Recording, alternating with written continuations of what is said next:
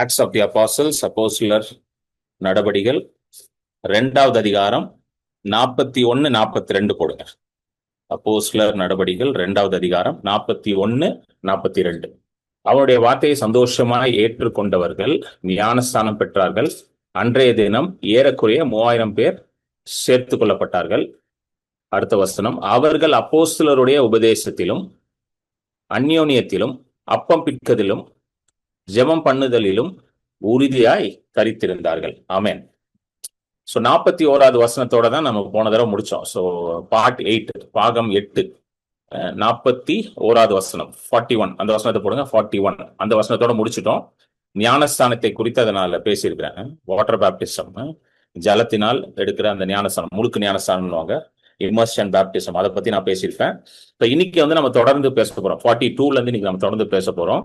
So 41ல நீங்க பாத்தீங்கன்னா 3000 பேர் ரட்சிக்கப்பட்டார்கள்னு போட்டிருக்கு. ஸோ 3000 பேர் ரட்சிக்கப்படுறாங்க, 3000 பேர் ஞானஸ்தானம் எடுக்கிறாங்க. இதெல்லாம் வந்து ஒரே நாள்ல நடக்குது. அதாவது பெந்தேகோஸ்து நாள் என்ற அந்த நாள்ல நடக்குது. ஆவியானவர் ஊற்றப்படுகிறார். பேதுரு வந்து எலும்பி பிரசங்கம் பண்றாரு. ஆவியானவருடைய பலத்தினால விசுவாசத்தினால எலும்பி பிரசங்கம் பண்றாரு. 3000 பேர் ரட்சிக்கப்படுகிறாங்க. 3000 பேர் அன்றைக்கே ஞானஸ்தானம் எடுக்கிறாங்க. ஆமென். ஸோ த ஃபர்ஸ்ட் சர்ச், முதல் சபையில வந்து இந்த ஃபர்ஸ்ட், அதுதான் இதான் முதல் சபை. முதல் சபையில 3000 பிளஸ் 120, ஏன்னா 120 பேர் ஏற்கனவே மேலறையில பரிசுத்த ஆவியானவரை பெற்றுக்கொள்வதற்காக பெந்தேகோஸ்து நாளுக்காக காத்து கொண்டிருந்தார்கள். ஆமென். ஸோ பெந்தேகோஸ்து நாள்ல பரிசுத்த ஆவியானவர் முழுமையாக வந்துட்டார். ஸோ இன்றைக்கு பரிசுத்த ஆவியானவர் நம்மோட தான் இருக்கிறார். Is already come.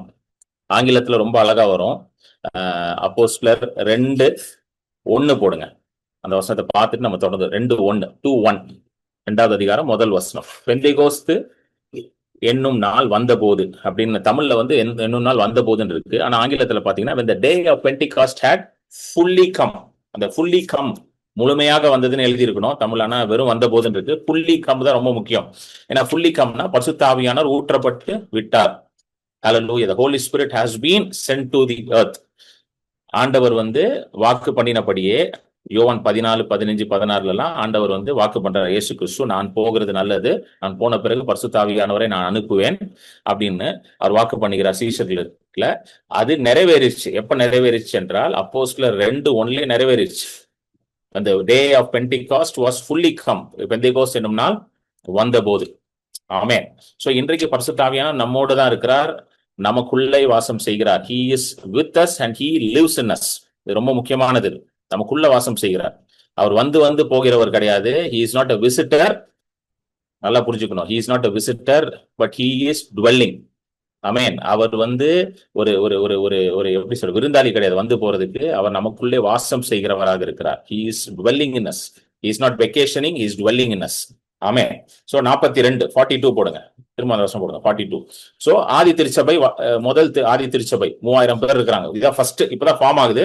3000 plus 120, so 3120, 3120 பேர். சோ ரொம்ப முக்கியமான வசனம் இந்த வசனம். அவர்கள் அப்போஸ்தலருடைய உபதேசத்திலும் அந்யோன்யத்திலும் அப்பம் பிட்குதலிலும் ஜெபம் பண்ணுதலிலும் உறுதியாய் தரித்திருந்தார்கள். இது ரொம்ப ஒரு முக்கியமான ஒரு ஒரு ஒரு வசனம். ரட்சிக்கப்படுறாங்க, எல்லாரும் ஞானஸ்தானம் எடுக்கிறாங்க, ரட்சிக்கப்படுறாங்க, உடனே ஞானஸ்தானம் அவங்களுக்கு கொடுக்கப்படுகிறது. ஸோ விசுவாசிகளாக அவங்க இருக்கிறாங்க, மறுபடியும் பிறந்திருக்கிறாங்க. ஸோ ரட்சிப்பே வந்து வேதம் என்ன சொல்லுகிறது என்றால் மறுபடியும் பிறக்கிறோம்ல. we call it as a born again experience. salvation is considered as a born again experience. ஏனென்றால் நம்முடைய ஆவியில நம்ம புது மனுஷனாக மாறுகிறோம். we become new creations in our spirit. So புது மனுஷன். ஸோ born again திரும்ப ஒரு குழந்தையை போல நம்ம பிறக்கிறோம். ஸோ நிறைய பேர் வந்து நான் பார்த்திருக்கேன், ரட்சிக்கப்பட்டுருவாங்க, ஞானஸ்தானம் எடுத்துருவாங்க. அதுக்கப்புறம் வந்து பெருசா வந்து அவங்களுடைய இயேசுவோட இருக்கிற அந்த உறவுலையும் சரி, ஆவிக்குரிய வாழ்க்கையிலும் பெருசா ஒரு கான்சென்ட்ரேஷன் இருக்காது அவங்களுக்கு. அது பெருசா அதை யோசிக்க மாட்டாங்க. ஆனா அவங்க எல்லாம் என்ன சொல்லுவாங்கன்னா, நான் ரட்சிக்கப்பட்டேன், எப்ப ரட்சிக்கப்பட்டீங்க அப்படின்னு கேட்டா அதுக்கு ஒரு டேட் கூட சொல்லுவாங்க. ஒரு 20 வருஷத்துக்கு ஆச்சு பிரதர், 50 வருஷம் ஆச்சு பிரதர், ரட்சிக்கப்பட்டேன், ஞானஸ்தானம் எல்லாம் எடுத்துட்டேன் பிரதர், முழுக்கு ஞானஸ்தானம் எல்லாம் எடுத்துட்டேன் அப்படின்னு சொல்லுவாங்களே தவிர, ஆனா அந்த ஆவிக்குரிய வாழ்க்கை, அதாவது இயேசுவோட சஞ்சரிக்கிற ஒரு ரிலேஷன்ஷிப், ஆண்டவரோட அந்த ரிலேஷன்ஷிப்ல ரொம்ப ஃபோக்கஸ் இருக்காது. ரட்சிக்கப்பட்ட ஞானஸ்தானம் எடுத்துட்டேன், அப்பப்போ சர்ச்சுக்கு போயிட்டு வருவாங்க, எப்பயாவது ஒரு வாட்டி ஒரு ஒரு வேதத்தை வாசிப்பாங்க, இல்லைன்னா கேலண்டர்ல இன்றைக்கு ஒரு வசனம் அப்படின்னு இருக்கும்ல, அந்த வசனத்தை வாசிப்பாங்க. அந்த மாதிரி வந்து ஒரு ஒரு ஒரு ரொம்ப ஒரு எப்படி சொல்றது, ரொம்ப ஒரு கேஷுவல் கிறிஸ்டியனா இருப்பாங்க. ஆனா அது வந்து நல்லது கிடையாது. ஏன்னா ரட்சிக்கப்படுறதே வந்து ஒரு ஒரு ஒரு ஒரு புதிய பிறப்பு. It is a new creation. You're born again. So born அகேன்னா இப்போ நீங்க வந்து ஒரு ஒரு சப்போஸ் இன்னைக்கு தான் ரசிக்கப்படுறீங்கன்னா, இன்னைக்கு ரசிக்கப்பட்டோன்னா நீங்க ஒரு குழந்தையை போல இருக்கிறீங்க. இந்த ரெல்ம் ஆஃப் த ஸ்பிரிட், ஆவிக்குரிய மண்டலத்துல நீங்க ஒரு புதிய கிறிஸ்தவனாக இருக்கிறீங்க, ஒரு குழந்தையை போல இருக்கிறீங்க. இப்போ உங்களுக்கு தேவை வந்து நல்ல பலத்த ஆகாரம் தேவைப்படும். You need good food, strong food. So அது எங்க இருந்து வரும்? அதுதான் இங்க எழுதி இருக்குது. அவர்கள் அப்போஸ்தலருடைய உபதேசத்திலும். Hallelujah. The word of God is food for your soul and spirit. ஆமென். தேவனுடைய வார்த்தை தான் உங்களுடைய ஆத்மாவிற்கும் உங்களுடைய ஆவிக்கும் உணவாக இருக்கிறது. Hallelujah. நீதிமொழிகள் 3ல நம்ம வாசிக்கிறோம், அவருடைய வார்த்தையை கண்டடைகிறவன் ஜீவனை கண்டடைகிறான். Hallelujah. He who finds his word finds life. Amen. So தேவனுடைய வார்த்தையில தான் ஜீவன் இருக்கு. சோ நம்ம வளர வேண்டும் என்றால் எல்லா பகுதியிலும், வாழ்க்கையில எல்லா பகுதியிலும் நம்ம வளர வேண்டும் என்றால் நம்முடைய ஆத்மாவிற்கு நாம் இந்த ஜீவனுள்ள வார்த்தை நாம் அன்றாடம் நம்ம அதை நம்ம என்ன பண்ணணும்னா எடுக்க வேண்டும். எப்படி நம்மளுடைய பாடிக்கு வந்து டெய்லி ஃபுட்டு தேவைப்படுது இல்ல, பாடிக்கு ஃபுட் எல்லாம் வாழ முடியாது. பாடிக்கு வந்து என்னெல்லாம் தேவை? காத்து தேவை, ஆகாரம் ஃபுட்டு தேவை, அப்புறம் வந்து தண்ணி தேவை. இதெல்லாம் கொடுத்தாதான் பாடி வந்து ஹெல்த்தியா இருக்கும். இதுல ஏதாவது ஒண்ணு கம்மி ஆயிடுச்சுன்னா பாடி வில் பிகம் அன்ஹெல்தி. ரொம்ப ஒரு நோய்வாய்ப்பட்டு போயிடும், ரொம்ப அன்ஹெல்தி ஆயிடும். ஆக்சிஜனே குறைஞ்சிச்சுன்னு வச்சுக்கோங்களேன், பாடி ரொம்ப மோசமாயிடும். அதே போல நல்ல ஆகாரம் இல்லைனாலும் பாடி வந்து அன்ஹெல்தி ஆயிடும். சரியான தண்ணி குடிக்கலனாலும் பாடி அன்ஹெல்தி ஆயிடும். சோ இது எல்லாம் எப்படி நம்மளோட சரீரத்துக்கு தேவைப்படுகிறதோ அதே போல நம்முடைய ஆத்மாவிற்கு என்ன தேவைப்படுகிறது என்றால் அன்றாடம் தேவனுடைய வார்த்தை தேவைப்படுகிறது. சோ இவங்க வந்து இதுக்கு முந்தின வசனம் 41 போட்டு விஜய் 41ல என்ன போட்டிருக்குன்னா எல்லாரும் ஞானஸ்தானம் எடுக்கிறாங்க. 41 போடுங்க, என்ன போட்டிருக்கு பாருங்க. அவனுடைய வார்த்தையை சந்தோஷமா ஏற்றுக்கொண்டவர்கள் ஞானஸ்தானம் பெற்றார்கள். எல்லாம் ஞானஸ்தானம் எடுக்கிறாங்க. அடுத்த வசனம் நெக்ஸ்ட் வர்ஸ் 42 என்ன போட்டிருக்கு? அப்போஸ்தலருடைய உபதேசத்தில். அப்போஸ்தலருடைய உபதேசம், apostles doctrine. What is this apostles doctrine? இன்னைக்கு நீங்க கையில வச்சிருக்கீங்க பாத்தீங்களா வேதம், the Bible, that is the apostles doctrine. அப்போஸ்தலரோட உபதேசத்தை தான் வந்து கம்பைல் பண்ணி நியூ டெஸ்ட்மெண்ட்டை இன்னைக்கு நம்ம கொடுத்துருக்காங்க. நியூ டெஸ்ட்மெண்ட் இஸ் ஃபுல்லி அப்போஸ்தலர்ஸ் டாக்டரின் தான். புதிய ஏற்பாடு ஃபுல்லாவே யாரால எழுதப்பட்டது? அப்போஸ்தலர்களால எழுதப்பட்டது. ஹல்லேலூயா. பரிசுத்த ஆவியானவர் அவருடைய இருதயத்திலே அவர்களை AV, as they were led by the Holy Spirit in their hearts and spirit, they wrote, inspired by the Holy Spirit. பரிசுத்த ஆவியானவர் மூலமாக அவர்கள் இதெல்லாம் எழுதுறாங்க. So the whole of the New Testament is apostles doctrine. முழு புதிய ஏற்பாடும் அப்போஸ்தலருடைய உபதேசம். சோ ஆதி திருச்சபை எதுல ரொம்ப ஃபோக்கஸ்டா இருந்தாங்க? தேவனுடைய வார்த்தையில ரொம்ப ஃபோக்கஸ்டா இருந்தாங்க. Hallelujah. Apostles doctrine is nothing but the word of God. So apostles doctrine is equal to the word of God. அப்போஸ்தலர் உபதேசம்னா என்னது? தேவனுடைய வார்த்தை, புதிய உடன்படிக்கை, நியூ கவர்னன்ட், நியூ டெஸ்ட்மெண்ட், புதிய ஏற்பாட்டின் காரியங்கள். அது எல்லாத்திலையும் வந்து ரொம்ப சீரியஸா இருந்தாங்க. they were very serious. ஏனென்றால் அதன் மூலமாக தான் அவங்களுக்கு ஆவிக்குரிய வளர்ச்சி உண்டாகும். ஹல்லேலூயா. எப்படி வந்து ஒரு சிறு குழந்தைக்கு வந்து ஆகாரம் முக்கியமோ அதே போல ஒரு புதிதா ரட்சிக்கப்பட்டு ஒருத்தன் வரான், அவன் ஆவிக்குரிய வாழ்க்கையில வளரணும், தேவனோட அவன் வந்து அந்த ஐக்கியத்துல இன்னும் பெருகணும், தேவனுடைய காரியங்கள்ல அவன் நிலைத்து நிற்கணும் என்றால் அவன் எதுல ரொம்ப சீரியஸா இருக்கணும்? வேர்ட் ஆஃப் காட்ல ரொம்ப சீரியஸா இருக்கணும். சோ முதல் காரியம் அப்போஸ்தலர்ஸ் டாக்டரின், அப்போஸ்தலருடைய உபதேசம், தேவனுடைய வார்த்தையில அவர்கள் நிலைத்திருந்தார்கள். ஸ்டெட்ஃபாஸ்ட். இங்க ஆங்கிலத்துல வந்து ரொம்ப அழகான ஒரு வார்த்தை கொடுக்கப்படுது, கண்டினியூட் ஸ்டெட்ஃபாஸ்ட்லி. அவர்கள் அப்போஸ்தலருடைய உபதேசத்திலும் அந்யோன்யத்திலும் அப்பம் பிட்கதிலும் ஜெபத்திலும் உறுதியாய் தரித்திருந்தார்கள். கண்டினியூட் ஸ்டெட்ஃபாஸ்ட்லி. கண்டினியூட் ஸ்டெட்ஃபாஸ்ட்லினா ஸ்டெட்ஃபாஸ்ட் என்ற வார்த்தைக்கு வந்து நீங்க போய் கிரீக்ல போய் பாத்தீங்கன்னா, கிரீக் பைபிள்ல போய் பாத்தீங்கன்னா என்னன்னா, to be constant and consistent. Hallelujah. அந்த வார்த்தை ஸ்டெட்ஃபாஸ்ட் என்ற வார்த்தை கிரீக் பைபிள், கிரீக்ல தான் எழுதுறாங்க நியூ டெஸ்ட்மெண்ட். அதுல போய் பாத்தீங்கன்னா to be constant. To be கான்ஸ்டன்ட்னா ஒரே இதுல அப்படியே பிடிச்ச மாதிரி ஒரே இதுல தான் நிக்கணும், மாறிட்டே இருக்கக்கூடாது. இங்க கொஞ்சம் அங்க கொஞ்சம் அப்படிலாம் கிடையாது. கன்சிஸ்டன்ட். கன்சிஸ்டன்ட்னா தினமும். எப்படி தினமும் நம்ம என்ன பண்றோம்? தினமும் சாப்பிடுகிறோம்ல, நம்ம தினமும் சாப்பிடுறோம்ல, கன்சிஸ்டன்டா இருக்கிறோம் சாப்பாட்டுல. நம்ம வந்து சண்டே மட்டும் சாப்பிட்டுட்டு மண்டே டு சாட்டர்டே ஃபாஸ்டிங் கிடையாது. டெய்லி சாப்பிடுறோம், டெய்லி நம்ம தண்ணி குடிக்கிறோம், டெய்லி நம்ம மூச்சு விடுறோம். ஸோ டெய்லி மூச்சு விடுறோம்னு சொல்றதோட ஒவ்வொரு செகண்டும் மூச்சு விடுறோம் நம்ம. we are consistent. அதனாலதான் சரீரம் வந்து ஜீவனோட இருக்கிறது. ஸோ தேவனோட வார்த்தையிலேயே நம்ம எப்படி இருக்க வேண்டியதா இருக்குது? கன்சிஸ்டன்டா இருக்க வேண்டியதா இருக்கு. இங்க வந்து 4 காரியங்கள் கொடுக்கப்பட்டிருக்கு பாத்தீங்கன்னா. அப்போஸ்தலருடைய உபதேசம், அதாவது வேர்ட் ஆஃப் காட், அதுதான் தேவனுடைய வார்த்தை. அடுத்தது அந்யோன்யம், ஃபெலோஷிப், அப்பம் பிட்குதல், பிரேக்கிங் ஆஃப் பிரெட், அது வந்து ஹோலி கம்யூனியன், தேவனுடைய பந்தியை பற்றி பேசுகிறது, பிரேக்கிங் ஆஃப் த பிரெட். அடுத்தது ஜெபம் பண்றது, பிரேயர். 4 காரியங்கள் இருக்கு. இந்த 4 காரியங்களும் வந்து பாத்தீங்கன்னா ஃபவுண்டேஷன் ஆஃப் த பிலீவர். இது 4மே ஒரு விசுவாசிக்கு ரொம்ப அவசியமான ஒரு காரியம். They are pillars for a believer. Believer, pillars for a பிலீவர்னு சொல்லலாம், பில்லர்ஸ் ஃபார் த சர்ச்னு சொல்லலாம். ஏன்னா சர்ச் என்னது? கலெக்ஷன் ஆஃப் பிலீவர்ஸ் தான் சர்ச். Hallelujah, amen. அநேக விசுவாசிகள் சேர்றதான் சபை. சபை என்பது ஒரு பில்டிங் கிடையாது. நல்லா புரிஞ்சுக்கணும். நிறைய பேருக்கு அந்த ஒரு டவுட் இருக்குது. சபைனா பில்டிங் ஆகிறது. பில்டிங் கிடையாது. Building can change. இன்னைக்கு நீங்க எங்க இருக்கலாம், நாளைக்கு இன்னொரு இடத்துக்கு போயிடலாம். இடம் பத்தலன்னா வேற இடம் மாத்திட்டு போயிடலாம். இன்னைக்கே நம்ம பாக்குறோம்ல, சபையை ஆரம்பிக்கும் போது சின்னதா ஆரம்பிக்கிறாங்க, ஒரு சின்ன ஒரு குடிசை போட்டு ஆரம்பிக்கிறாங்க, 10 பேர் வராங்க. அப்புறம் கொஞ்சம் ஒரு 100 பேர் வந்தோன்னா அதே பாஸ்டர் என்ன பண்றாரு, குடிசை எடுத்துட்டு ஒரு ஷீட்டு போடுறாரு. அப்புறம் ஒரு 500 பேர் வந்தோன்னா எடுத்துட்டு நல்ல தளம் போட்டு ஒரு சபை கட்டுறாரு. அப்புறம் 1000 2000 பேர் வந்தோன்னா பெருசா மல்டி லெவல்ல கட்டுறாரு. பில்டிங்கை மாத்திக்கிட்டே இருக்கலாம். அது ஒரு பிரச்சனை இல்லை. நம்ம வசதிக்கு ஏற்ற மாதிரி மாத்திக்கலாம். சரி, இங்க இடம் பத்தலையா, இன்னொரு இடத்துல லேண்ட் வாங்கிட்டு போய் அங்க பில்டிங்ல கட்டி வச்சுக்கலாம். சரி, லேண்டே வாங்க வேண்டாம். சில பேர் வீட்டிலே சபை நடத்துறாங்க. வீட்டிலே வாங்க, எல்லாரும் வாங்க, எல்லாரும் ஹாலில் உட்காந்து, எல்லாம் பெரிய வீட்டில் அவங்க பெரிய ஹால் வச்சிருப்பாங்க. ஹால் ஒரு 40-50 பேர் உட்காந்துருப்பாங்க. எல்லாம் சேர்ந்து ஆராதிப்பாங்க, தேவனுடைய வசனத்தை கேட்பாங்க. அதுவும் சபை தான். So collection of believers coming together is a church. The place could be anywhere. சரி, எதுவும் இல்லையா, வெளியில உட்காந்து மரத்தடியில கூட உட்காந்து வர்ஷிப் பண்ணலாம். நல்லா ஞாபகம் இருக்கு. நார்த் இந்தியா ஊழியத்துக்குலாம் போகும்போது நிறைய நேரத்துல நான் மரத்தடியில உட்காந்து நான் மீட்டிங்ஸ் நடத்தியிருக்கேன். மரத்தடி நிழல்ல நூற்றுக்கணக்கான மக்கள் வருவாங்க. ஏன்னா அங்க வந்து பெரிய பில்டிங்லாம் இருக்காது. வில்லேஜ், அது ஒரு சின்ன கிராமம். அங்க வந்து பெரிய ஒரு 100-200 பேர் உட்கார வைக்கிறதுக்குலாம் பில்டிங்லாம் இருக்காது. எல்லாம் சின்ன சின்ன குடிசை வீடுகளா தான் இருக்கும். அப்ப என்ன பண்றது, ஒரு மரத்துக்கு அடியில ஆர்கனைஸ் பண்ணிடுறோம். மேல ஒரு இது கூட இருக்காது, ஒரு நம்ம என்ன பண்ணுவோம், நம்ம ஷேடு கூட இருக்காது, வெறும் மரம் தான். சின்ன ஒரு ஸ்பீக்கர், ஒரு மைக் வச்சுட்டு நூத்துக்கணக்கான மக்கள் வந்து உட்காந்துருப்பாங்க. 100 100 200 300 பேர் வந்து உட்காந்துருப்பான் மரத்துக்கு அடியில. அது சபைதான். அதுவும் சபைதான். Collection, believers coming together is the church. Amen. சபை விசுவாசிகள் கூடி வருவதே சபையாக இருக்கிறது. சோ இது 4ம் எது? அப்போஸ்தலரோட உபதேசம், அப்பம் பிட்குதல், அந்யோன்யம், அப்புறம் ஜெபம். இது எல்லாமே வந்து பில்லர்ஸ் ஆஃப் த சர்ச். விசுவாசிகளுக்கான ஒரு ஃபவுண்டேஷனாகவும் இருக்குது. It is a foundation for believers and pillars for the church. இது நீங்க வந்து ஆவிக்குரிய வாழ்க்கையில வளரணும்னு நினைச்சீங்கன்னா இந்த 4ல ஃபோக்கஸ் பண்ணாலே நீங்க வளர்ந்துருவீங்க. ஹல்லேலூயா. நீங்க ரொம்ப பெருசாலாம் வந்து யோசிக்க வேண்டாம். இந்த 4ல ஃபோக்கஸ் பண்ணுங்க. முதலாவது word of God. Word of God should be primary. First number 1 வந்து வேர்ட் ஆஃப் காட் தான் இருக்கும். அதிகமாக தேவனுடைய வார்த்தையை வந்து உட்கொள்ள வேண்டும். ஏன்னா அந்த தேவனுடைய வார்த்தை தான் நமக்கு ஜீவனை கொடுக்கிறது. அதிகமாக தேவனுடைய வார்த்தையை கேட்க வேண்டும். அதிகமாக தேவனுடைய வார்த்தையை தியானம் பண்ண வேண்டும். அதிகமாக தேவனுடைய வார்த்தையின் மேலேயே நம்ம கண்கள் இருக்கணும்.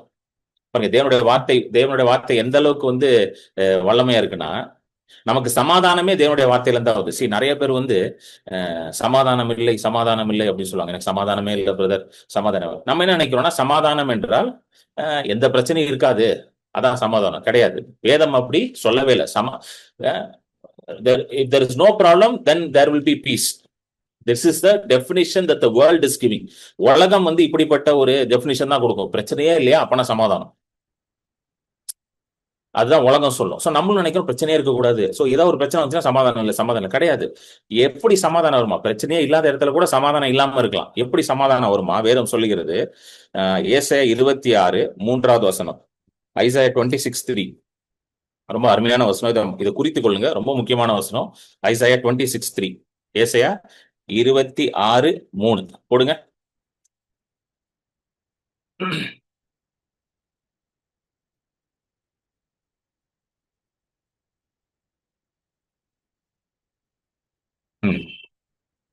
நல்லா கவனிங்க, ரொம்ப முக்கியமான வசனம். உம்மை உறுதியாய் பற்றி கொண்ட மனதுடையவன் உண்மையே நம்புகிறபடியால் நீர் அவனை பூரண சமாதானத்துடன் காத்துக்கொள்வீர்.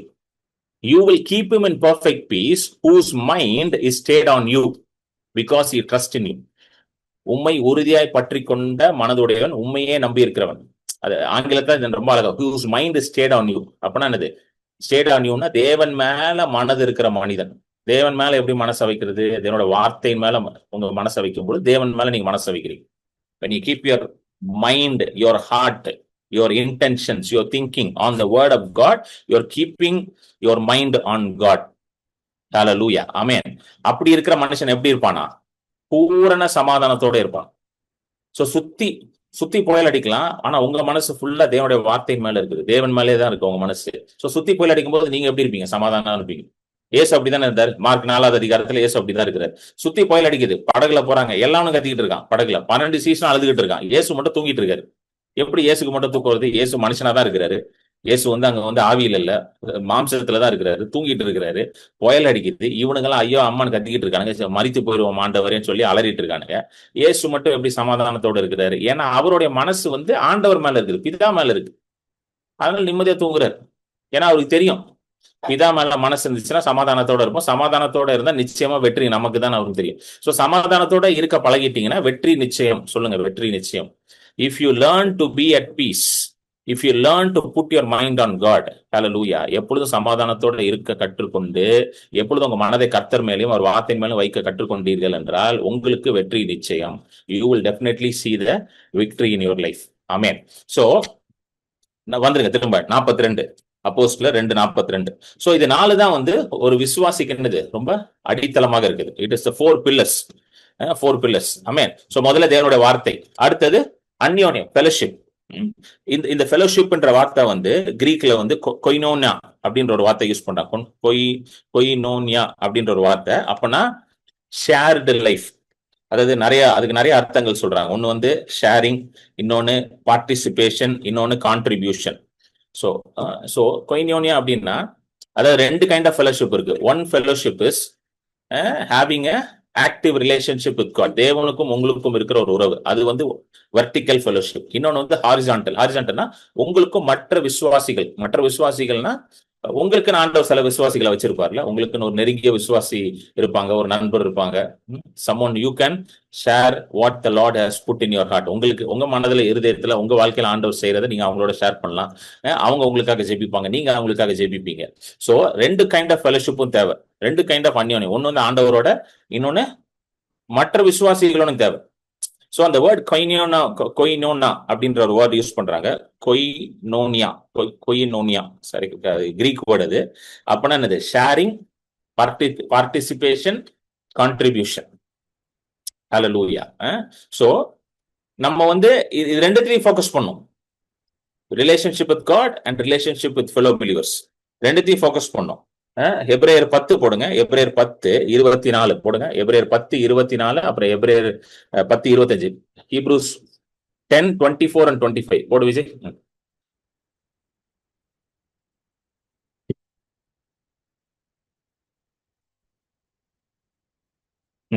மேலும் அன்புக்கும் நற்கிரியைகளுக்கும் நாம் ஏவப்படும்படி ஒருவரை ஒருவர் கவனித்து, பாருங்க, ஒருவரை ஒருவர் கவனித்து, ரொம்ப முக்கியம். இதான் ஃபெலோஷிப்ல ஒருவர் கவனிக்கணும். எதுக்காக? Let us consider one another in order to stir up. அன்பும் நற்கிரியைகளும் நமக்குள்ள வெளிப்படுறதுக்கு ஒருவரை ஒருவர் நம்ம கவனிக்கணும். அதாவது ஆங்கிலத்துல அதாவது ஸ்டர் அப், கவனித்துன்னு ஸ்டர் அப். அதாவது சில நேரம் அடுத்த வருஷம் போடுங்க, அதையும் வாசிச்சிடும். 25 வாசிச்சுட்டு நம்ம எக்ஸ்பிளைன் பண்ணுவோம். 25 போடுங்க. சபை கூடி வருதலை சிலர் விட்டுவிடாதிருக்கிறது போல நாமும் விட்டுவிடாமல் ஒருவருக்கொருவர் புத்தி சொல்ல கடவோம், நாளானது சமீபமாய் இருக்கிறது, எவ்வளவாய் பார்க்கிறீர்களோ அவ்வளவாய் புத்தி சொல்ல வேண்டும். ஓகே, சோ ஒருவருக்கொருவர் புத்தி சொல்ல கடவும். ஆங்கிலத்துல ரொம்ப அழகான வார்த்தை யூஸ் பண்றாங்க, எக்ஸார்ட்டிங் ஒன் another. இப்போ 24 போடு விஜய், 24 போடுங்க. ஸ்டரிங் அப், அந்த வார்த்தை ஆங்கிலத்தை ஸ்டரிங் அப். ஸ்டரிங் அப்னா எதை ஸ்டர் பண்ணுமா? ஒவ்வொருத்தருக்குள்ளயும் எதை ஸ்டர் பண்ணுமா? அன்பையும் நற்கிரியைகளையும். ஸ்டரிங் அப்னா சில பேர் ரொம்ப சோர்ந்து போயிருப்போம், வருவாங்க. அப்ப நீங்க அவங்களை கூப்பிட்டு என்னாச்சு பிரதர் அப்படின்னு சொல்லணும்னா அவங்க மனசுல அதெல்லாம் சொல்லுவாங்க, இந்த மாதிரி இருக்கு, எனக்கு என்ன பண்ணணும்னு தெரியலன்னா நீங்க உடனே அப்படியா, ஐயோ இதெல்லாம் ஒண்ணும் பண்ண முடியாது அப்படி பேசக்கூடாது. நிறைய பேர் இப்படிதான் பேசிட்டு இருப்பாங்க, பாத்துருக்கேன். விசுவாசிகளே இப்படிதான் பேசுவோம். ஐயோ அது ரொம்ப கஷ்டம் பிரதர், அந்த வியாதியை பொழைக்கவே மாட்டாங்களே, அது ரொம்ப மோசமான வியாதியாச்சே. எங்க குடும்பத்துல கூட ஒருத்தருக்கு அந்த வியாதி வந்துச்சு. அவரு வியாதி அடுத்த மாசம் அவர் இறந்து போயிட்டாரு. இப்பதான் போன வாரம் தான் அவருடைய 10வது நாள் பிரேயர் மீட்டிங் போயிட்டு வந்தோம்னா அவ்வளவுதான், முடிஞ்சு போச்சு. இப்போ இவருக்கு பிரேயர் மீட்டிங் வச்சிருவாங்க. இதுக்கு பேர் என்னது கிடையாது, புரியுதுங்களா? இதுக்கு பேர் என்கரேஜ்மெண்ட் கிடையாது. இன்னைக்கு நிறைய பேர் இப்படி ஓட்டிக்கிட்டு இருக்காங்க. பிலீவர்கிட்ட போய் சொல்லும் பொழுது அவங்க உடனே அப்படியா ரொம்ப கஷ்டம், அப்படின்னுவாங்க. அப்படி பேசக்கூடாது. அவங்க வந்து சொல்றாங்க இது ரொம்ப ரொம்ப மோசமா இருக்கு, இப்படி ஒரு வியாதின்னு சொல்லிட்டாங்க, என்ன பண்ணுன்னு தெரியலன்னா உடனே நீங்க என்ன சொல்லணும்? பயப்படாதீங்க, வேதத்துல என்ன போட்டிருக்கு? அவருடைய தழும்புகளால் நீங்கள் குணமானீர்கள் போட்டிருக்கு. இயேசு எவ்வளவு பேரை குணமாக்கினாரு. அந்த இயேசு நேற்றும் இன்றும் என்றும் மாறாதவராக இருக்கிறார். அவரை உங்களை இன்னைக்கு குணமாக்குவார். நீங்க தைரியமா இருங்க. அதான் ஒருவரை ஒருவர் புத்தி சொல்லுங்கன்னா இந்த புத்தியை தான் சொல்லணும். எக்ஸாட் ஒன் another, என்கரேஜ் பண்ணணும். அப்போ நீங்க போய் நீங்க சொல்லலாம், பிரதர் எனக்கு தெரிஞ்ச விசுவாசிகள்லாம் நீ பயம் காட்டுறாங்கன்னா அப்படிப்பட்ட விசுவாசிகளை விட்டு தள்ளி இருந்துட்டு நல்ல விசுவாசத்தை பேசுற விசுவாசினாலே விசுவாசத்தை பேசணுங்க. புரியுதுங்களா? விசுவாசின்னு பேர் இருந்தாலே அது அவங்க என்னத்தை பேசணும்? விசுவாசத்தை பேசணும். விசுவாசத்தை பேசாம வேற ஏதாவது பேசுறாங்கன்னா அவங்க விசுவாசியே இல்ல. அப்படிப்பட்டவங்கள இருந்து கொஞ்சம் தள்ளி இருந்துட்டு நல்ல விசுவாசத்தை பேசுகிற விசுவாசியோட பழகுங்க. தப்பே கிடையாது. ஹல்லேலூயா. ஆமென். we are not here to please any people. எந்த மனுஷனையும் பிரியப்படுத்துறதுக்கு நம்ம இல்ல. நாம அதுதான் வேதத்துல போட்டிருக்கு. ஒருவரை ஒருவர் நீங்க என்ன பண்ணுமா? அன்புக்கும் நற்கிரியைக்கும் காண காரியங்களை நீங்க என்ன பண்ணுங்க? ஸ்டர் அப் பண்ணுங்க. ஸ்டர் அப் பண்ணுங்கன்னா எல்லாருக்குள்ளேயும் அன்பு, தேவனுடைய அன்பு ஊற்றப்பட்டிருக்கு. எல்லாருக்குள்ளேயும் நற்கிரியைகளை ஆண்டவர் வைத்திருக்கிறார். ஆனா நிறைய பேருக்கு வந்து தெரியல. சோ இந்த மாதிரி நம்ம வார்த்தைகள் மூலமாக, வசனத்தின் மூலமாக அவர்களை என்ன பண்ணணும்? ஊக்குவித்து அவர்களை மேல கொண்டு வரணும். இன்னொரு இடத்துல வந்து பவுல் வந்து இது ரொம்ப அழகா சொல்லுவாரு. இது எப்படி செய்யணும் அப்படின்னு சொல்லுவாரு. அதை நம்ம வாசிப்போம். எப்படி இதை என்கரேஜ் பண்ணலான்னு. எபேசியர் 5 5:17 போடுங்க. எபேசியர் 5:17. எபிஷியன்ஸ் 5:17.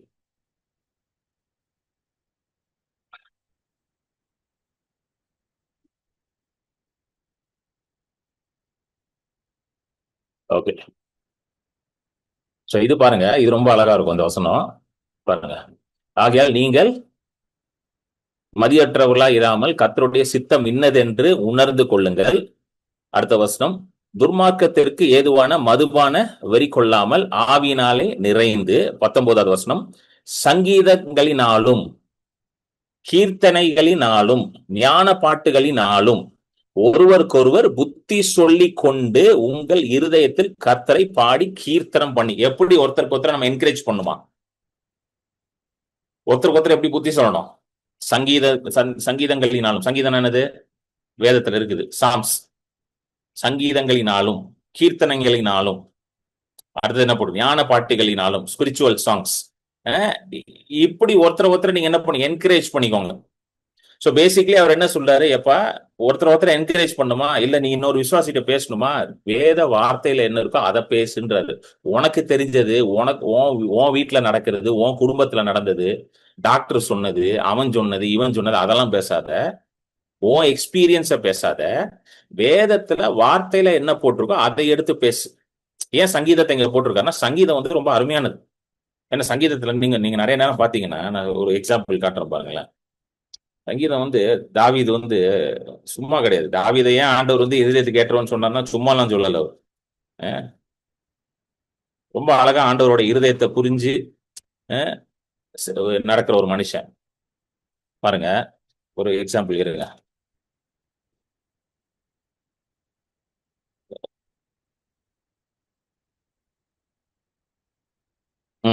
சங்கீதம் 27 போடு விஜய். 27 போடும். தாவீது எழுதுறாரு இந்த சங்கீதத்தை. 27 முதல் வசனம் போடு விஜய்.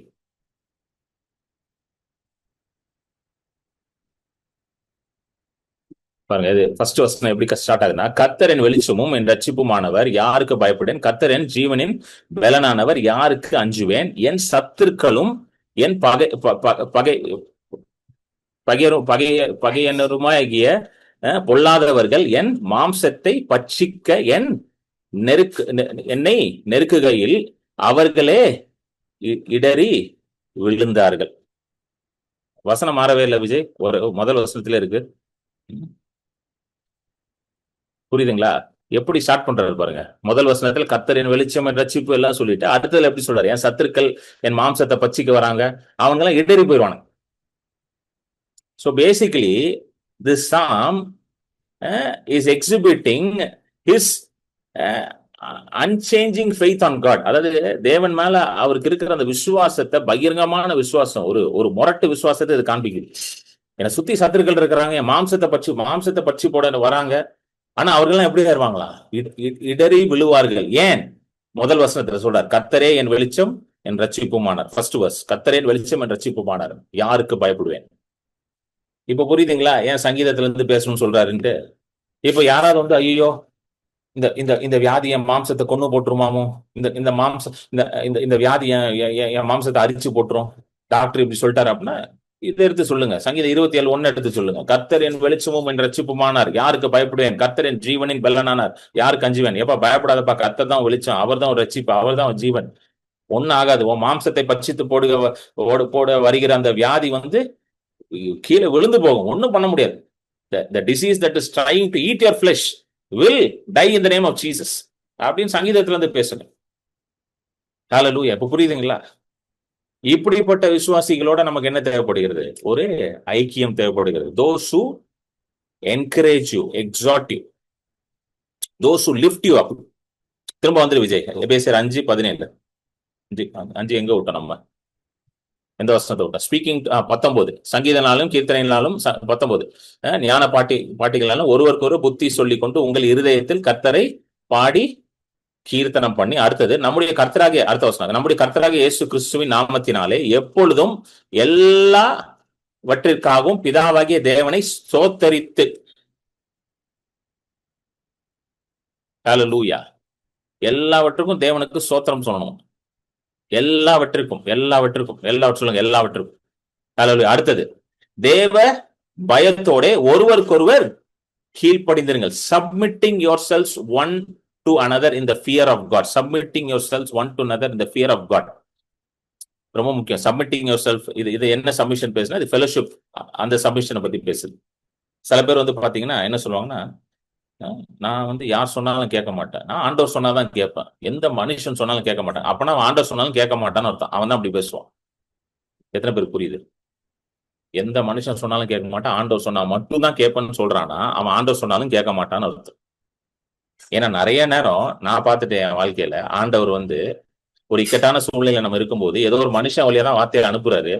அது வந்து ஒரு தீர்க்க தரிசனமா வரலாம், இல்ல ஏதோ ஒரு செய்தியை கேட்டுட்டு இருக்கும்போது நமக்கு அந்த வார்த்தை வந்துடும். ஹல்லேலூயா, ஆமென்.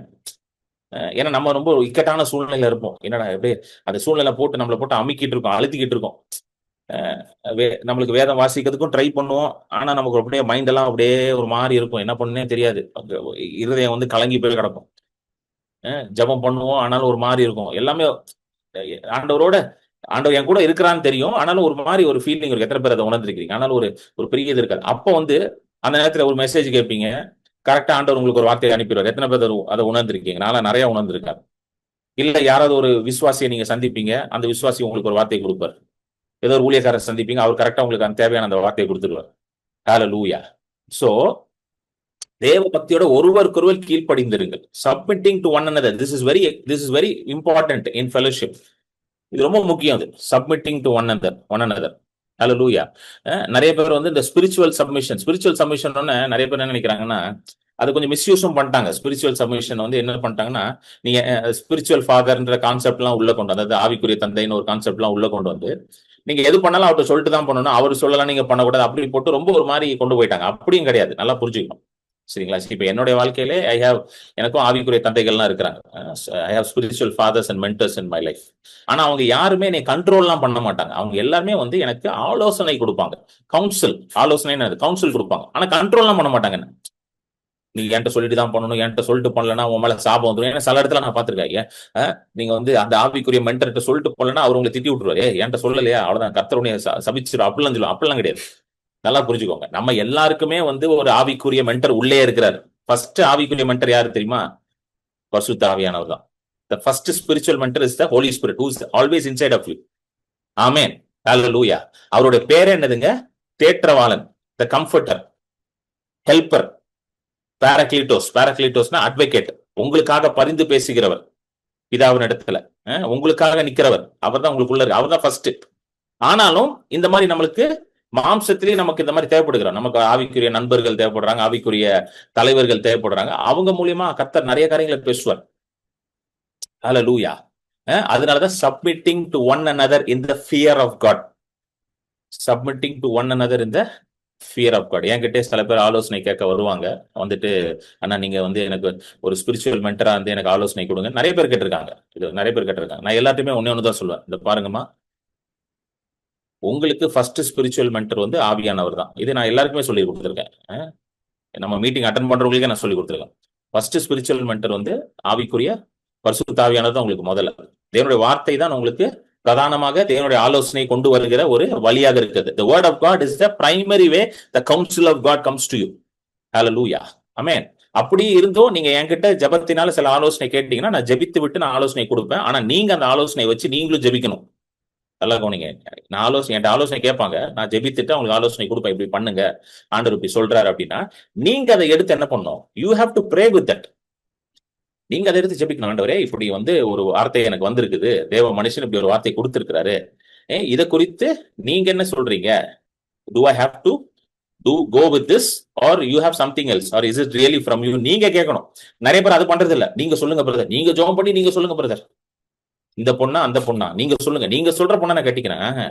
உனக்கு உன் மனசுக்கு சொல்றதுதான் நீ பண்ணணும். ஹல்லேலூயா. நிறைய பேர் நீங்க சொன்னீங்கன்னா சரி, கிடையாது. நான் ஜெபித்துட்டு நான் சொல்லிடுறேன். ஆனா அதை எடுத்து வச்சுட்டு நீங்க என்ன பண்ணணும்? ஜெபிக்கணும். ஆவியானவர் சகல சத்தியத்துக்குள்ளேயும் உங்களை நடத்துவார். ஹல்லேலூயா. ஆமென். அதுக்குதான் ஆவியானவர் கொடுக்கப்பட்டிருக்கார்.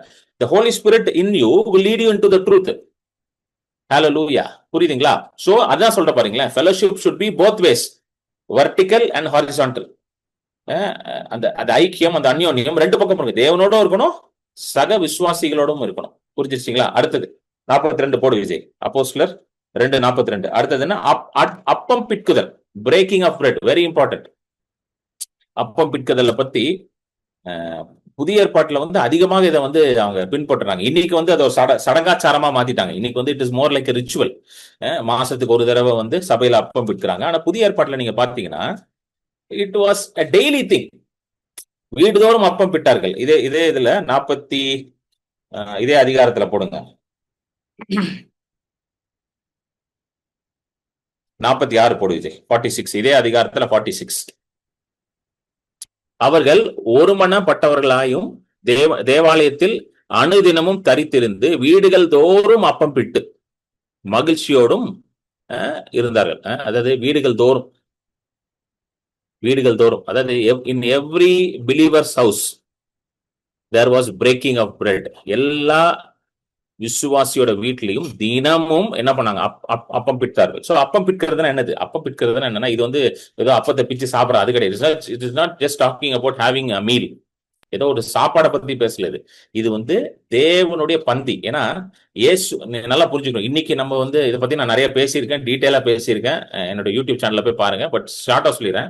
இன்னைக்கு நம்ம அப்பம் பிட்கிறதுன்றதுல வந்து ஒரு சின்ன ஒரு அப்பம் கொடுக்குறாங்க, ஒரு சின்ன ஒரு இது கொடுக்குறாங்க, ரசம் கொடுக்குறாங்க ஒரு சின்ன கிளாஸ்ல.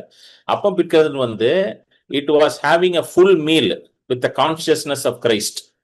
அதாவது ஒரு முழு உட்கார்ந்து சாப்பிடுவாங்க. ஆனா யார மனதுல வச்சு சாப்பிடுவாங்க அந்த சாப்பாட்டை? இயேசு கிறிஸ்துவையும் அவருடைய பாடுகளையும் நினைவு கூறி அவர்கள் அப்பம் பிட்பார்கள். அதுதான் இயேசு சொல்லி கொடுத்தார். வாசிப்போம் 1 கொரிந்தியர். நம்ம ஒவ்வொருத்தரையும் கம்யூனியன் எடுக்கும்போது இதுதான் வாசிக்கிறோம். ஃபர்ஸ்ட் ஆண்டனி நமக்கு கம்யூனியன் கொடுக்கும்போது இதுதான் வாசிப்பாங்க. உங்க எல்லாரும் தெரியும். 1 கொரிந்தியர் 11:23. பவுல் வந்து கொரிந்து சபைக்கு இதை சொல்லி கொடுக்கிறார். இந்த அப்பம் பிட்கிறதுனா என்னது, கர்த்தருடைய பந்தினா என்னது அப்படின்றத பவுல் வந்து இங்க சொல்லி கொடுக்கிறார். நான் உங்களுக்கு ஒப்புவித்ததை கர்த்தரிடத்தில் பெற்றுக்கொண்டேன். ஃபர்ஸ்ட் சொல்றாரு, எப்பா நான் உனக்கு சொல்லி கொடுத்தேன் பத்தியா அந்த அப்பம் பிட்கிறதுல கர்த்தருடைய பந்தி, இதெல்லாம் எங்கிருந்து பெற்றுக்கொண்டேன்? கர்த்தரிடத்தில் பெற்றுக்கொண்டேன். இது நானா கண்டுபிடிச்சது இல்ல. ஃபர்ஸ்ட் புரிஞ்சுக்கணும். இந்த அப்பம் பிட்கிறதுல வந்து நம்ம மனுஷன் கண்டுபிடிக்கல, கர்த்தர் தான் செய்யறது. கர்த்தரிடத்தில் பெற்றுக்கொண்டேன் என்னவெனில், கர்த்தராகிய இயேசு தாம் காட்டி கொடுக்கப்பட்ட அன்று ராத்திரியில் அப்பத்தை எடுத்து, அடுத்த வசனம், சோத்திரம் பண்ணி, அதுக்கு நன்றி சொல்றாரு. அப்பத்தை எடுத்து சோத்திரம் பண்ணி அதை பிட்டு, அதை ரெண்டா உடைக்கிறார். பிட்டு, நீங்கள் வாங்கி புசியுங்கள், இது உங்களுக்காக பிற்கப்படுகிற என்னுடைய சரீரமாய் இருக்கிறது, என்னை நினைவு கூறும்படி இதை செய்யுங்கள். அவங்க போஜனம் பண்ணி கொண்டு இருக்கிறாங்க. அவர் காட்டி கொடுக்கப்பட்ட அந்த ராத்திரியில் நீங்க நல்லா போய் வாசிச்சீங்கன்னா, நீங்க வந்து மத்தேயு, மார்க், லூக்கு, யோவான் வாசிச்சீங்கன்னா, அவர்கள் போஜனம் பண்ணி கொண்டு இருக்கிறையில், அதாவது சாப்பிட ஆரம்பிச்சிட்டாங்க, சாப்பிட்டு இருக்காங்க. அப்போ ஒரு அப்பத்தை எடுக்கிறாரு. ஏன்னா அவங்களுடைய உணவே அந்த அப்பம் ரசம் தான் அவங்க உணவே. சோ அவங்க உணவை அந்த அந்த அந்த அப்பத்தை எடுக்கிறாரு, அதை பிட்கிறாரு, பிட்டு கொடுக்குறாரு. கொடுத்து என்ன சொல்றாருன்னா, சோத்திரம் பண்றாரு, தேங்க்ஸ் பண்றாரு. பண்ணி கொடுத்து என்ன சொல்றாருன்னா, இது உங்களுக்காக பிற்கப்படுகிற என்னுடைய சரீரத்திற்கு ஒரு அடையாளமா இருக்குது. So that bread that you break symbolizes the breaking of Christ, the body of Christ on the cross. ஆமென். நீங்க எடுத்து கையில அந்த அப்பத்தை எடுத்து பிக்கும் பொழுது நீங்க அது எதற்கு அடையாளமாக இருக்கிறது என்றால், இயேசு கிறிஸ்து நமக்காக சிலுவையில பிற்கப்பட்டார். அவருடைய சரீரம் நமக்காக பிற்கப்பட்டது. அதற்கு அடையாளமாக, அதனால தான் அதை பிரேக் பண்றாங்க. Why do you break? ஏன் இயேசு அதை பிட்டு கொடுத்தார்? நீங்க ஒரு இடத்துல சாப்பிட்டு இருக்கீங்க, அப்பம் வச்சிருக்காங்க. அப்பம்னா ரொட்டி, சப்பாத்தின்னு வச்சுக்கோங்களேன். அப்படிதான் ரவுண்டா இருக்கும், பெருசா. நீங்க சாப்பிட்டு இருக்கீங்க, ஒரு 10 பேர் சாப்பிட்டு இருக்காங்க. நீங்க கேக்குறீங்க, அதை பாஸ் பண்ணுங்க, எனக்கு அந்த அப்பத்தை பாஸ் பண்ணுங்கன்னா, அவங்க என்ன பண்ணுவாங்க? பிட்டா கொடுப்பாங்க. அப்பத்தை எடுத்து பிட்டு பிட்டு கொடுப்பாங்க. அவங்களுக்கு கிடையாது. அப்படியே எடுத்து அப்பத்தை கொடுப்பாங்க. நீங்க தான் அதை பிட்டு பிட்டு சாப்பிடுவீங்க. இயேசு எப்படி கொடுத்தாரு? முழுசா கொடுக்கல, அதை பிட்டு சீசர்ல கொடுத்தாரு. ஏன் பிட்டு கொடுத்தார்? ஏன்னா நீங்க பிட்கும் பொழுது என்ன சொல்றீங்க? What you say when you break the bread? இயேசுவே, நீங்க எனக்காக பிற்கப்பட்டீங்கப்பா. ஹல்லேலூயா. நீங்க எனக்காக அடிகளை, அந்த அந்த அந்த அந்த தழும்புகளை நீங்க எடுத்துக்கொண்டீங்க ஆண்டவரே. உங்களுடைய சரீரத்துல, உங்களுடைய சரீரம் உடைக்கப்பட்டது, பிற்கப்பட்டது. your body was bruised and wounded for me. நீங்க காயங்களை ஏற்றுக்கொண்டீங்க, அதனாலதான் பிற்கிறோம். அதான் இயேசு சொல்ல பாருங்க, இது உங்களுக்காக பிற்கப்படுகிற என்னுடைய சரீரமா இருக்கிறது, என்னை நினைவு கூறும்படி இதை செய்யுங்கள். சோ அப்பத்தை பிட்டு நீங்க அதை உண்ணும் பொழுது யாரை நினைவு கூறணுமா? இயேசு கிறிஸ்துவ நினைவு கூறணும். வேற எதையுமே நினைவு கூறக்கூடாது. ஃபர்ஸ்ட் பாயிண்ட் தான். whenever you take part in the body of Christ, you have to only remember Jesus Christ. இயேசுவை மட்டும் தான் நீங்க நினைவு கூறணும். உங்களை பார்க்க கூடாது, உங்க பாவத்தை பார்க்க கூடாது, எதையுமே பார்க்க கூடாது. ஹல்லேலூயா. நமக்கு அதான் சொல்லி கொடுத்துட்டாங்க. உன் பொண்ணைய பாரு, உன் பாவத்தை பாரு, நீ எவ்வளவு குறைவா இருக்க. நம்மளை பார்த்துக்கிட்டு இருந்தா வாழ்க்கை ஃபுல்லா குறைவை தான் பார்க்கணும். நம்ம அதான் எல்லாருக்கும் சொல்லுவோம், நீங்க உங்களையே பார்த்துட்டு இருந்தீங்கன்னா குறைவை தான் பார்ப்பீங்க. நீங்க இயேசுவை பார்க்க தான் உங்க குறைவுகள் எல்லாம் மாறி நீங்க பரிசுத்தமாக ஆக முடியும். only when you start looking at Jesus, you will start becoming like him. நீங்க யாரை பார்த்து கொண்டு இருக்கிறீங்களோ அவரை போலவே நீங்க மாறுவீங்க. கவனிச்சிருக்கீங்களா? whom you behold, you transform into. ஹல்லேலூயா. நீங்க யாரை பார்த்து கொண்டே இருக்கிறீங்களோ, யாரை தரிசித்து கொண்டே இருக்கிறீங்களோ அவரை போலவே நீங்க மாறிடுவீங்க. ஹல்லேலூயா. ஆமென். அதனாலதான் இயேசு சொல்றாரு, அப்பத்தை எடுத்து பிட்டு ஸ்தோத்திரம் பண்ணி பிட்டு சாப்பிடு. ஆனா யாரை நினைவு கூறு? என்ன நினைவு கூறு? எதை நினைவு கூறணும்? உங்களுக்காக நான் பிற்கப்பட்டேன், உங்களுடைய சுகத்திற்காக நான் தழும்புகளை ஏற்றுக்கொண்டேன், நான் காயப்பட்டேன், உங்களுடைய மீறுதலுக்காக நான் காயப்பட்டேன், உங்களுடைய அக்கிரமங்களுக்காக நான் நொறுக்கப்பட்டேன். அதெல்லாம் எங்க வந்துச்சு? காயங்கள், அந்த இதெல்லாம் எங்க வந்துச்சு? அவரோட சரீரத்துலதான் வந்துச்சு. அந்த காயங்கள்லாம், அந்த தழும்புகள்லாம் அவர் சரீரத்துலதான் வந்துச்சு. எதுக்கு? நம்மளுடைய மீறுதல், நம்மளுடைய அக்கிரமங்கள், நம்மளுடைய பாவங்கள், நம்மளுடைய வியாதிகள் எல்லாவற்றுக்காகவும் அவர் ஏற்றுக்கொண்டார். நம்முடைய சமாதானத்தின் ஆக்கினை அவருடைய சரீரத்தின் மேல வந்துச்சான். நான் சமாதானமா இருக்கணும்ன்றதுக்காக ஆக்கினையை அவர் எடுத்துக்கொண்டாராம். ஹல்லேலூயா. சோ அததான் நினைவு கூறணும். ஆண்டவரே, நீங்க எனக்காக எல்லாத்தையும் ஏற்றுக்கொண்டீரே அப்பா. என் பாவங்கள், என் அக்கிரமங்கள், என் மீறுதல்கள், என் நோய்கள், என் வலிகள், என் வேதனைகள், என் சாபங்கள் எல்லாத்தையும் உங்க சரீரத்துல நீங்க எடுத்துக்கொண்டீங்களேப்பா என்று அதை நினைவு கூறணும். இயேசுவை நினைவு கூறணும். அதுதான் சொல்றாரு, என்னை நினைவு கூறும்படி இதை செய்யுங்கள். அடுத்த வசனம் 25வது வசனம், 25th verse. போஜனம் பண்ண பின்பு, இப்ப சாப்பிட்டு முடிச்சுட்டாங்க.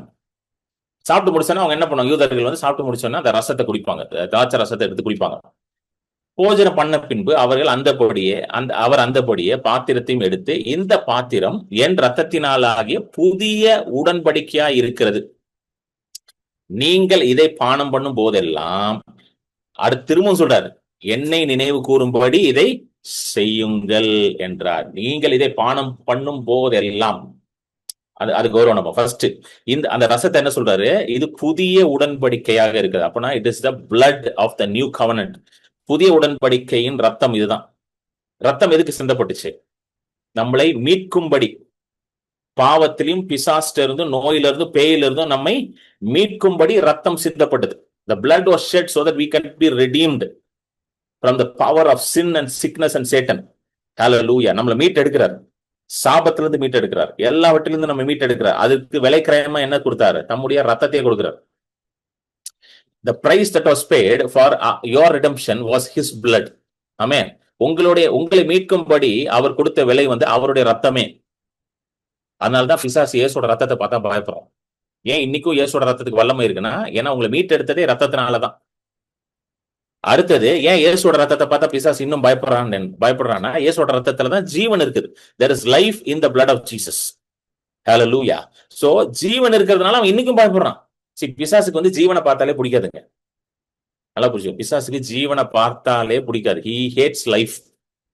ஏன்னா he is a prince of death. அவன் மரணத்தின் அதிபதியா இருக்கிறான்னு போட்டிருக்கு. எபிரேயர் 2வது அதிகாரம் 13, 14 வாசிக்கலாம். மரணத்தின் அதிபதியான பிசாசு. He is the prince of death. He hates life. Jesus வந்து பிரின்ஸ் ஆஃப் லைஃப். இயேசு வந்து ஜீவனின் அதிபதி. சோ அவனுக்கு இந்த ஜீவன் இதெல்லாம் பார்த்தாலே எரிச்சல் வரும், அவனுக்கு காண்டாயிருவான். அதனாலதான் இயேசுவோட ரத்தத்தை பார்த்தா ஓடுறான் பிச்சுக்கிட்டு. இப்ப புரியுதுங்களா இயேசுவோட ரத்தத்துக்கு ஏன் இவ்வளவு வல்லமையா இருக்குதுன்ட்டு? பாருங்க, எபிரேயர் 2:13, நான் அவரிடத்தில் இல்லப்பா ஆதலால் பிள்ளைகள் மாம்சத்தையும் ரத்தத்தையும் உடையவர்களாய் இருக்க அவரும் அவர்களை போல மாம்சத்தையும் ரத்தத்தையும் உடையவர்களானார். இயேசு நம்மளை போல மாம்சத்தையும் ரத்தத்தையும் உடையவரானார்.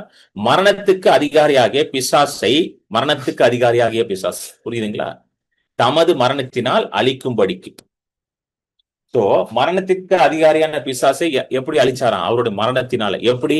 ரத்தம் சிந்தப்படுகிறது. இயேசுவின் மரணத்துல ரத்தம் சிந்தப்படுகிறது. சிலுவையில ரத்தம் சிந்தப்படுகிறது. என்ன ரத்தம்? ஆட்டுக்குட்டியோட ரத்தம் இல்ல, ஒரு மாடோட ரத்தம் இல்ல, வெள்ளாட்டு கடாவோட ரத்தம் இல்ல, ஒரு மிருகத்தின் ரத்தம் இல்ல. அந்த ரத்தத்துக்கு எல்லாம் பவர் கிடையாது. எந்த ரத்தத்துக்கு தான் பிசாசு மேல பவர் இருக்குது? இயேசுவின் ரத்தத்துக்கு மட்டும்தான். ஹல்லேலூயா. ஏன்னா அது நித்திய ஜீவனுள்ள ரத்தம். Because it has eternal life in it. Hallelujah. இப்போ தம்பி அதை போடு தம்பி. 1 கொரிந்தியர் 11:25 போடு. திரும்பவா 25. சோ அது என்ன சொல்ற? இந்த பாத்திரம் புதிய உடன்படிக்கைக்கு அது அடையாளம். சோ என்ன சொல்ற? இந்த ரசம் வந்து சாதாரண ரசம் இல்லப்பா, ஏதோ இது வந்து புதிய உடன்படிக்கையின் ரத்தத்திற்கு அடையாளம். It is simple of the blood. பாருங்க, this is the cup. This cup is a new covenant in my blood. இந்த பாத்திரம் என் ரத்தத்தினால் ஆகிய புதிய உடன்படிக்கையா இருக்குது. என் ரத்தத்தினாலே. சோ நீங்க அந்த ரசத்தை பகிரும் பொழுது, அதை பானம் பண்ணும் பொழுது நீங்க என்ன பண்ணணும்? இயேசுவை நினைவு கூறணும், ரத்தத்தை நினைவு கூறணும். ஹல்லேலூயா. இனி பிசாசுக்கு என் மேல் ஆளுகை கிடையாது. இனி பாவத்துக்கு என் மேல் ஆளுகை கிடையாது. இனி சாபத்துக்கு என் மேல் ஆளுகை கிடையாது. நான் நீதிமானாக இருக்கிறேன். என் பாவங்கள் எல்லாம் மன்னிக்கப்பட்டிருக்கு. என் நோய்கள் எல்லாம் குணமாக்கப்பட்டிருக்கு. நான் நீதிமான், நான் பரிசுத்தவான். I am riches, I am Holi. நான் ஆசீர்வதிக்கப்பட்டவன். ஆபிரகாமின் ஆசீர்வாதம் என்மேல் இருக்கிறது. ஏன்?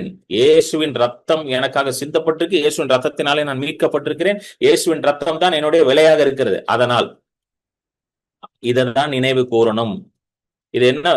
இது இந்த லாஸ்ட் லைன் ரொம்ப முக்கியம். நீங்கள் இதை பானம் பண்ணும் போதெல்லாம் என்னை நினைவு கூறும்படி இதை செய்யுங்கள்.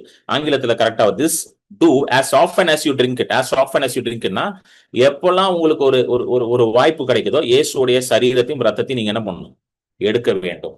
சோ இததான் வந்து ஆதி திருச்சபையில அன்றாடம் செய்தார்கள். அவர் ஆதி திருச்சபையில் அன்றாடம் செய்தார்கள். வீடுதோறும் அப்பம் பிட்டார். திரும்ப வந்துரு தம்பி, அப்போஸ்தலர் 2க்கு வந்துரு. வீடுதோறும் அப்பம் பிட்டார்கள். எப்படி they were glad. ஆங்கில breaking bread from house to house, they ate their food with gladness and simplicity of heart. வீடுதோறும் அப்பம் பிட்டு மகிழ்ச்சியோடும் கபடம் இல்லாத இருதயத்தோடும் போஜனம் பண்ணி மகிழ்ச்சியோட அப்பம் பிட்க பிட்க பிட்க பிட்க இயேசுவை பற்றின அந்த இது வந்துகிட்டே இருக்கு. அவங்களுக்கு ரெவலேஷன் வந்துகிட்டே இருக்குது. ஏன்னா ஒவ்வொருத்தரையும் அப்பத்தை எடுக்க பிட்கும் போது இயேசுவோட சரீரத்தை பிட்கிறேன் என்று அவங்க நினைவு கூறுறாங்க. இயேசுவோட சரீரத்தை பாக்குறாங்க. சரீரம் பிட்கப்பட்டிருக்கு, அவர் சரீரத்தினால சுகமா இருக்கிறான், தலங்களால் சுகம், அதே யோசிக்கிறாங்க. அப்படியே ரத்தத்தை எடுத்து பானம் பண்ணும்போது அவரோட ரத்தம் எனக்காக சிந்தப்பட்டிருக்கு, என் பாவங்கள் மன்னிக்கப்பட்டிருக்கு, நான் நீதிமானா இருக்கிறேன், பிசாசுக்கு என் மேல் ஆளுகை கிடையாது, பாவத்திற்கு என் மேல் ஆளுகை கிடையாது, நான் பரிசுத்தவானா இருக்கிறேன், இயேசுவோட ரத்தம் எனக்கு ஜீவனை கொடுக்கு. அப்படியே அந்த கான்சியஸ்னஸ் ஃபுல்லா கிரைஸ்டுக்குள்ள போகுது. புரியுதுங்களா?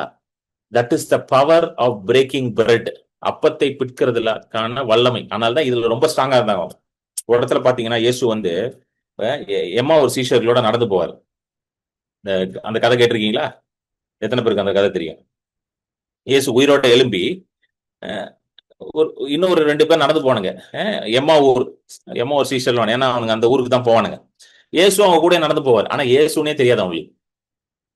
இயேசு உயிரோட எழுப்பி அவங்க கூட நடந்து போவாரு. ஆனா இயேசுனே தெரியாது அவங்களுக்கு. அவனுக்கு இயேசுனே தெரியாம இயேசு கிட்ட என்ன பண்ணுவானுங்க?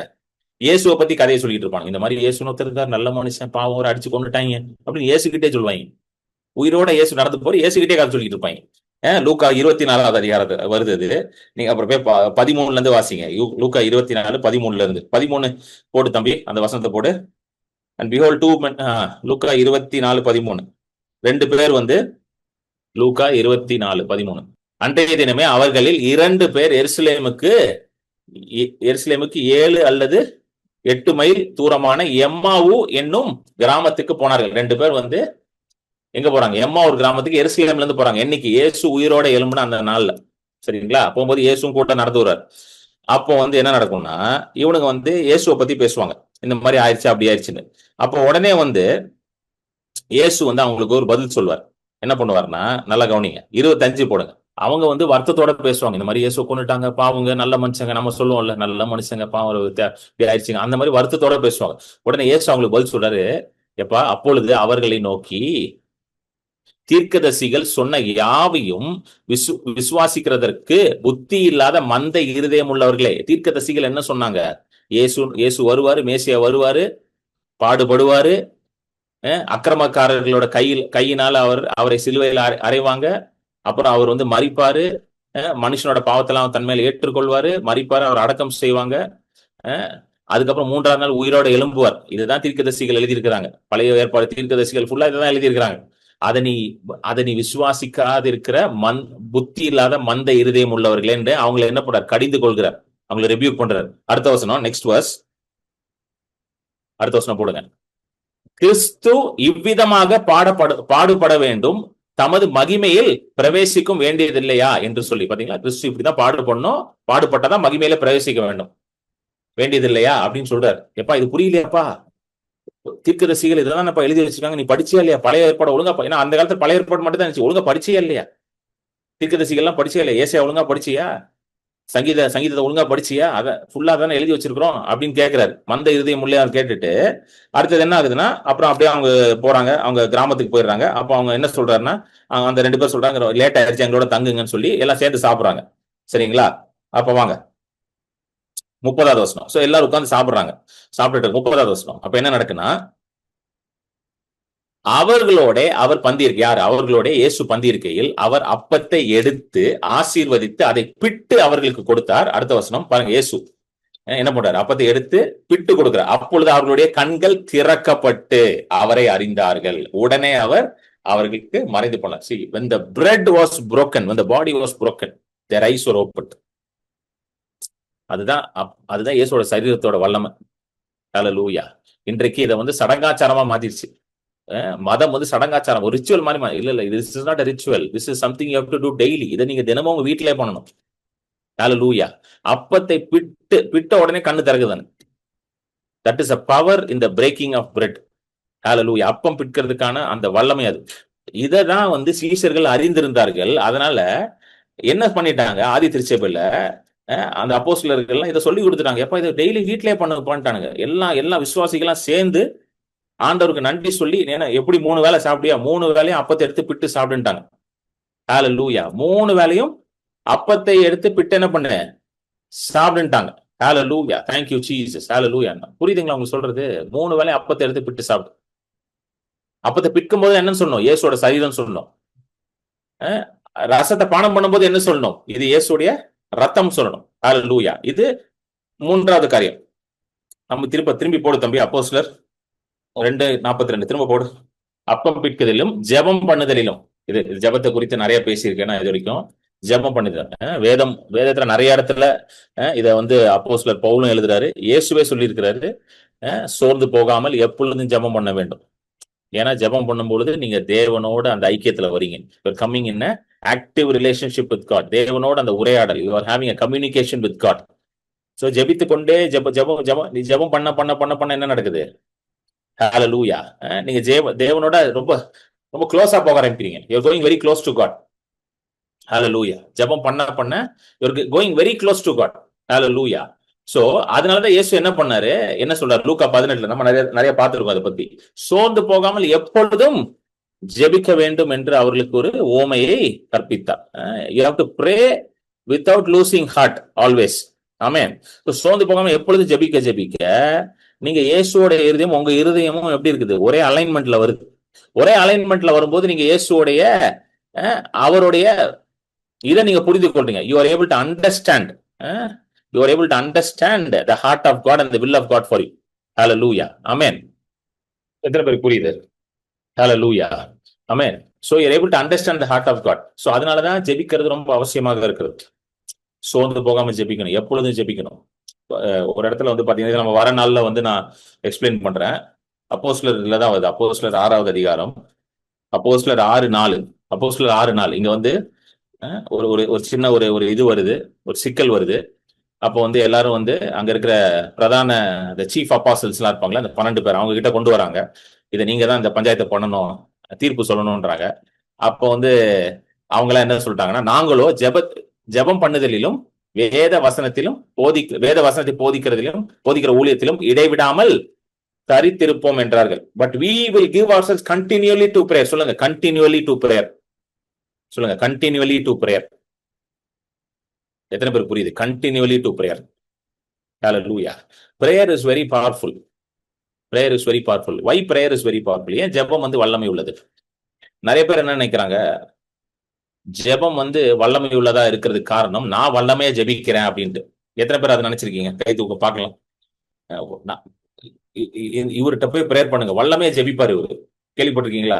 இவரு போறாரு, பிரேயர் பண்ணுங்க. அடுத்த மாசம் வந்து ப்ராஃபட் பீட்டர் குமார் வராங்க. எத்தனை பேருக்கு தெரியும்? ப்ராஃபட் பீட்டர் குமார் வராங்க.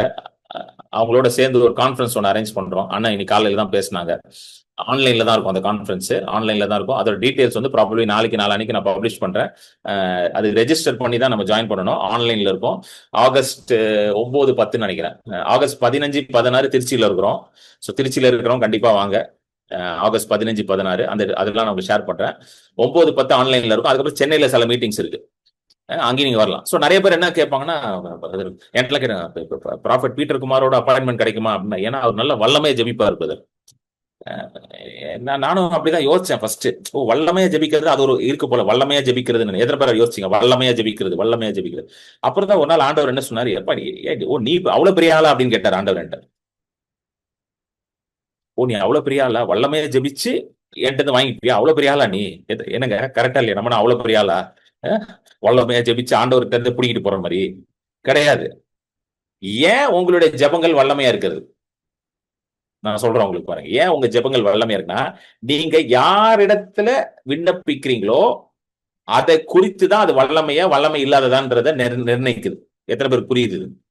இப்போ உங்களுக்கு முன்னாடி ஒரு கல் இருக்குது.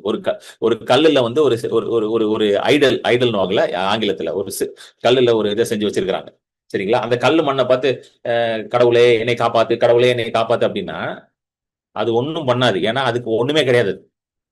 ஆனா ஜீவனுள்ள தேவன் இயேசு கிறிஸ்துட்ட நீங்க ஜெபிக்கிறீங்க, வானத்தையும் பூமியும் படைத்த வல்லமையுள்ள தேவனிடத்துல நீங்க ஜெபிக்கிறீங்க, சரிங்களா?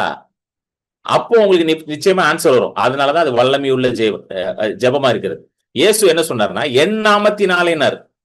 எப்பா நீ ஜெபம் பண்றது முக்கியம் இல்ல, என் நாமத்தினாலே ஜெபம் பண்ணுன்னார். அப்போ அவர் என்ன சொன்னார் இயேசு, எப்பா நீ பெரிய ஆள் நினைக்காத, உனக்கு ஆன்சர் கிடைக்க போகுதுன்னா அதுக்கு காரணம் வந்து நீ என் நாமத்தினாலே நீ ஜெபிக்கிற, அதனாலதான் உனக்கு ஆன்சர்னார். எத்தனை பேருக்கு புரியுது? எத்தனை பேருக்கு புரிஞ்சிருச்சுங்க? You are going to get the answer for your prayer because you are going to pray in the name of Jesus. Hallelujah. உங்கள் ஜெபத்திற்கு பதில் உண்டு, ஏனென்றால் நீங்க இயேசுவின் நாமத்துல ஜெபிக்கிறீங்க. நான் பெரிய அவனாலலாம் புரியுது? எத்தனை பேருக்கு புரியுது? நான் பெரிய ஆளுங்க அதனால ஆண்டவர் எனக்கு கிடையவே கிடையாது. நான் கண்டுபிடிச்சிட்டேன். என் வாழ்க்கையில கண்டுபிடிச்ச பெரிய சத்தியம் தான், நான் பண்றதே கிடையாது, எல்லாமே அவர் பண்றதுதான். அதனாலதான் இயேசு சொன்னாரு, என் நாமத்தினாலே நீங்கள் எதை கேட்டாலும். சோ உங்களுடைய நீங்க எல்லாரும் இருக்கீங்களா? எத்தனை பேர்? 20 பேர் இருக்கீங்க. 20 பேர் இருக்கீங்க. யூடியூப்ல சில பேர் பாக்குறீங்க, சில பேர் அப்புறம் பார்க்க போறீங்க. நீங்க செய்யற ஜெபம் எல்லாமே வல்லமையுள்ள ஜெபம் தான். ஏனென்றால் நீங்க இயேசுவின் நாமத்துல ஜெபிக்கிறீங்க. அடுத்தது நீங்க இயேசுவின் இடத்துல ஜெபிக்கிறீங்க. You are praying to Jesus. You are not praying to an idol. நீங்க வந்து ஒரு ஜீவன் இல்லாத ஒரு கல்லுகிட்டயோ மண்ணுகிட்டே ஜெபம் பண்ணல. நீங்க ஜீவனுள்ள தேவனிடத்துல ஜெபிக்கிறீங்க, வானத்தையும் பூமியும் படைத்தவர்கிட்ட ஜெபிக்கிறீங்க. நீங்க உங்களுக்கு ஜீவனை கொடுத்தவர்கிட்ட நீங்க ஜெபம் பண்றீங்க. அதனாலதான் உங்களுடைய ஜெபங்கள் வல்லமை உள்ளது. எத்தனை பேருக்கு புரியுது? நிறைய பேருக்கு இது தெரியாததுனாலதான் அவங்க என்ன நினைக்கிறாங்கன்னா, நான் ஜெபிச்சா நடக்கவே மாட்டேங்குது நினைக்கிறாங்க. இது ஃபர்ஸ்ட் தெரிஞ்சுக்கோங்க. இது புரிஞ்சிருச்சுனாலே எல்லாம் புரிஞ்சிடும் உங்களுக்கு. Most people don't understand this. அவங்களுக்கு ஒரு கான்பிடன்ஸே இல்லை. நான் ஜெபிச்சா கேட்க மாட்டார், அதனால நான் அந்த ப்ராஃபட்ட போய் ஜெபிக்கிறேன். கிடையாது. அந்த ப்ராஃபட் ஜெபிச்சா மட்டும் என் ஆன்சர் வருதுன்னா அவர் கான்பிடென்டா இருக்கிறாரு. நான் ஜெபிச்சா ஆண்டவர் கேட்பேன், கான்பிடென்டா இருக்கிறாரு அவர். நான் ஆண்டவர்கிட்ட இப்ப கேட்பேன், ஆண்டவர் எனக்கு சொல்லுவார் அப்படின்னு ஃபுல் கான்பிடன்ஸ்ல இருக்கிற அவரு.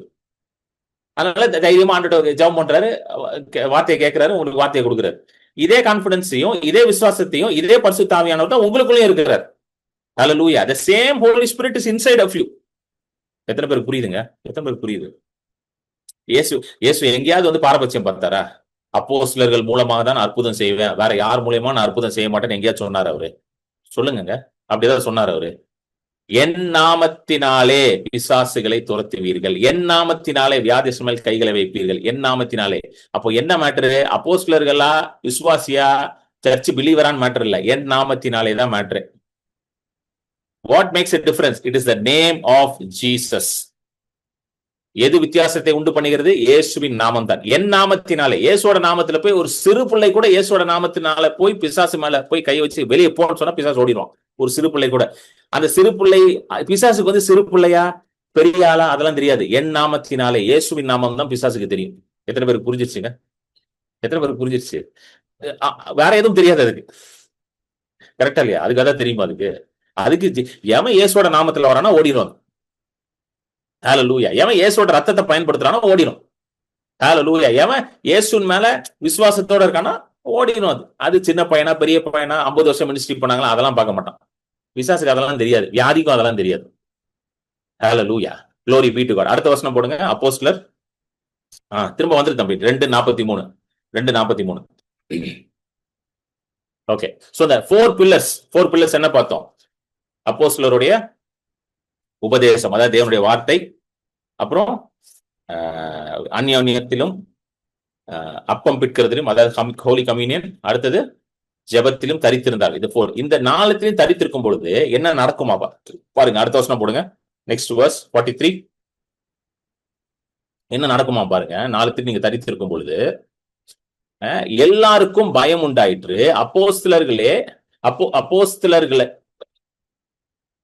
அப்போஸ்தலர்களாலே அநேக அற்புதங்களும் அடையாளங்களும் செய்யப்பட்டது. and fear came upon every soul and many wonders and signs were done through the apostles. so பாருங்க, ஆதி திருச்சபை இதுல ரொம்ப போக்கஸ்டா இருந்தாங்க இந்த 4 காரியத்துல. தேவனுடைய வார்த்தை, அப்போஸ்தலர்ஸ் டாக்டரின், அப்போஸ்தலர் உபதேசம், அதாவது தேவனுடைய வார்த்தை. அடுத்தது என்னது? அப்பம் பிற்கிறது. இது அந்யோன்யம், fellowship with God, fellowship with man. தேவனோட இருக்கிற ஒரு அந்யோன்யம் ஐக்கியம், மனிதர்களோட ஒரு அந்யோன்யம் ஐக்கியம். அடுத்தது அப்பம் பிற்கிறது, ஹோலி கம்யூனியன், பிரேக்கிங் பிரெட். அடுத்தது 4வது ஜெபம், எப்பொழுதும் ஜெபத்துல இருக்குது. அதனால எப்படி இருந்துச்சான்? அநேக அற்புதங்களும் அடையாளங்களும் நடந்துச்சான் ஆதி திருச்சபையில். ஹல்லேலூயா. எத்தனை பேருக்கு புரியுதுங்க? இது 4ல ஃபோக்கஸ் பண்ணுங்க. நான் இன்னைக்கு சொல்றேன் பாருங்க. இது 4 பெருசாலாம் யோசிக்காதீங்க. 4 எடுத்து ஃபோக்கஸ் பண்ணுங்க. அற்புத அடையாளம் ஈஸியா நடக்கும் உங்களுக்கு, ரொம்ப ஈஸியா நடக்கும். தேவனுடைய சத்தத்துல ஈஸியா கேட்பீங்க. நிறைய பேருக்கு வந்து ஆண்டவர் என்ன சொல்றான்னு புரியல, ஈஸியா உங்களுக்கு கேட்கும்.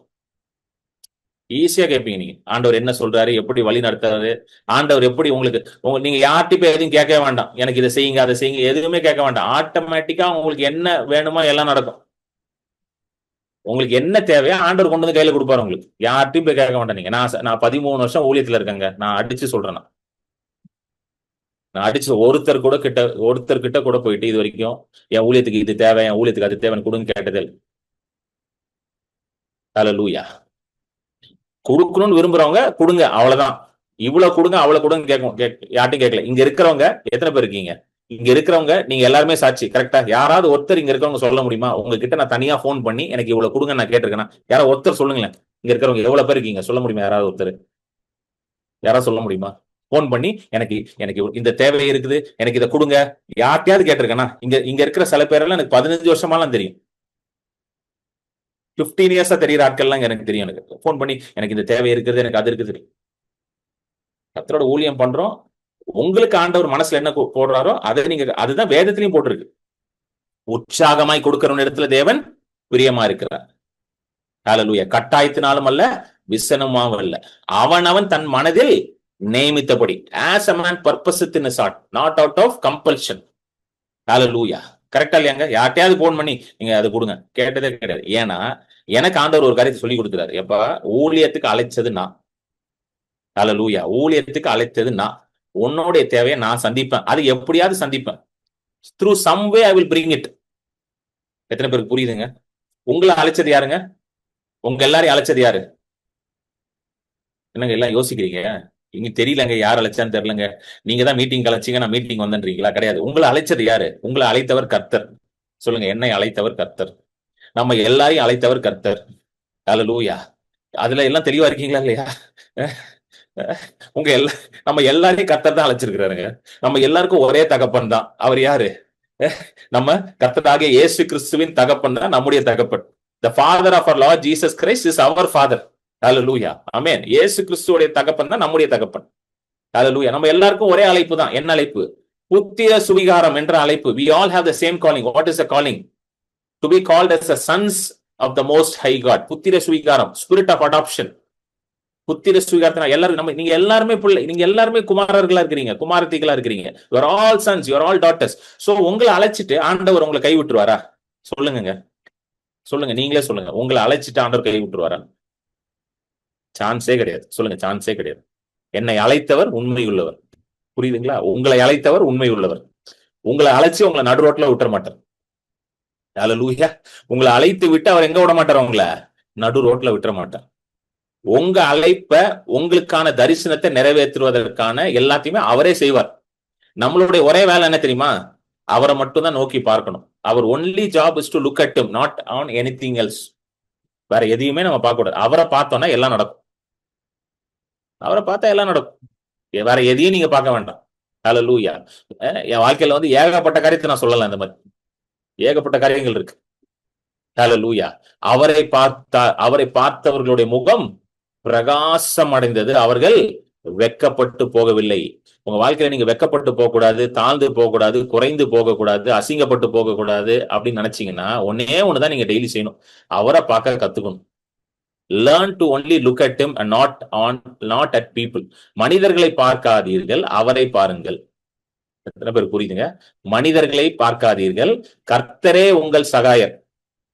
சொல்லுங்க, கர்த்தரே என் சகாயர். God is my helper. கர்த்தரே என் சகாயர். அவர் எனக்கு சகாயம் செய்வார், அவர் எனக்கு ஹெல்ப் பண்ணுவார். புரிஞ்சிருச்சீங்களா இல்லையாங்க? எத்தனை பேருக்கு புரியுது?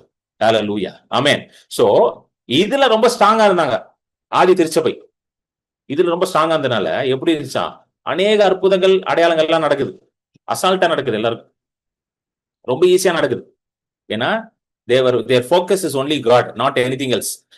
வார்த்தை, அந்யோன்யம், அப்பம் பிட்குதல், ஜெபம் எல்லாமே ஆண்டவர் மேலதான் இருக்குது. எல்லாமே இது நாலுமே ஆண்டவர் ஃபோக்கஸ் பண்ணி தான் இருக்கு. கரெக்டா இல்லையாங்க? வார்த்தை ஆண்டவர் ஃபோக்கஸ் பண்ணிருக்கு, அந்யோன்யம் ஆண்டவர் ஃபோக்கஸ் பண்ணிருக்கு, அப்பம் பிட்குதல் ஆண்டவர் ஃபோக்கஸ் பண்ணிருக்கு, ஜெபம் ஆண்டவர் ஃபோக்கஸ் பண்ணிருக்கு. இது எல்லாமே ஆண்டவர் ஃபோக்கஸ் பண்ணி தான் இருக்கு. கரெக்டா இல்லையாங்க? ஏதாவது வந்து நம்மள ஃபோக்கஸ் பண்ணிருக்கா? கிடையாது. எல்லாமே ஃபோக்கஸ்ட் ஆன் காட். அதனால எல்லாருக்கும் பயம் உண்டாயிடுச்சு. இந்த பயம் உண்டாயிடுச்சுன்னா இது உடனே எல்லாம் அப்படியே பயம். அந்த இது வந்து it is talking about the fear of the Lord. தேவனுக்கு ஏற்ற பயம், அதாவது தேவனுக்கு பயப்படுற பயம், ஒரு ரெவரன்ஷியல் ஃபியர். இந்த சங்கீதம் 112 வந்து நான் சொல்லி கொடுத்துட்டு இருக்கும்போது நான் அதை எக்ஸ்பிளைன் பண்ணேன். சங்கீதம் 112 3 பாட்டு முடிச்சிருக்கோம். நாளைக்கு நான் பேசுவேன் 4வது பாட்டு. சோ அதுல அதை நான் பேசினேன். Fear of God, reverential fear. ஒரு 2 வசனங்களை வாசிப்போம். இந்த கர்த்தருக்கு பயப்படுற பயம் வந்து எப்படிப்பட்ட ஒரு அருமையான காரியம் தெரியுமா? Fearing God has its blessings. கர்த்தருக்கு பயப்படும் பொழுது அதற்கான ஆசீர்வாதம் இருக்குதுங்க. அதுல அது தெரியுமா உங்களுக்கு? ஒரு 2 வசனங்களை வாசிப்போம். நீதிமொழிகள் 1:7 போடுங்க. நீதிமொழிகள் 1:7. Proverbs 1:7.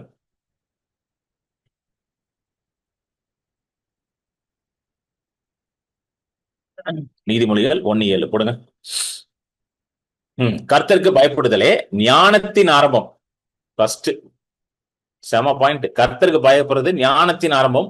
மூட ஞானத்தையும் பேதத்தையும் அசட்டையும். கர்த்தருக்கு பயந்தா ஞானம் வந்துருமா? ஞானம் தான் நீங்க ரொம்ப தேவைப்படுது நம்ம எல்லாருக்குமே இல்ல. We all need wisdom. என்ன wisdom? God's wisdom. Hallelujah. We all need the wisdom of God. அடுத்த ஒரு வசனம் வாசிப்போம். நீதிமொழிகள் 9:10. 9:10. Proverbs 9:10 போடு தம்பி.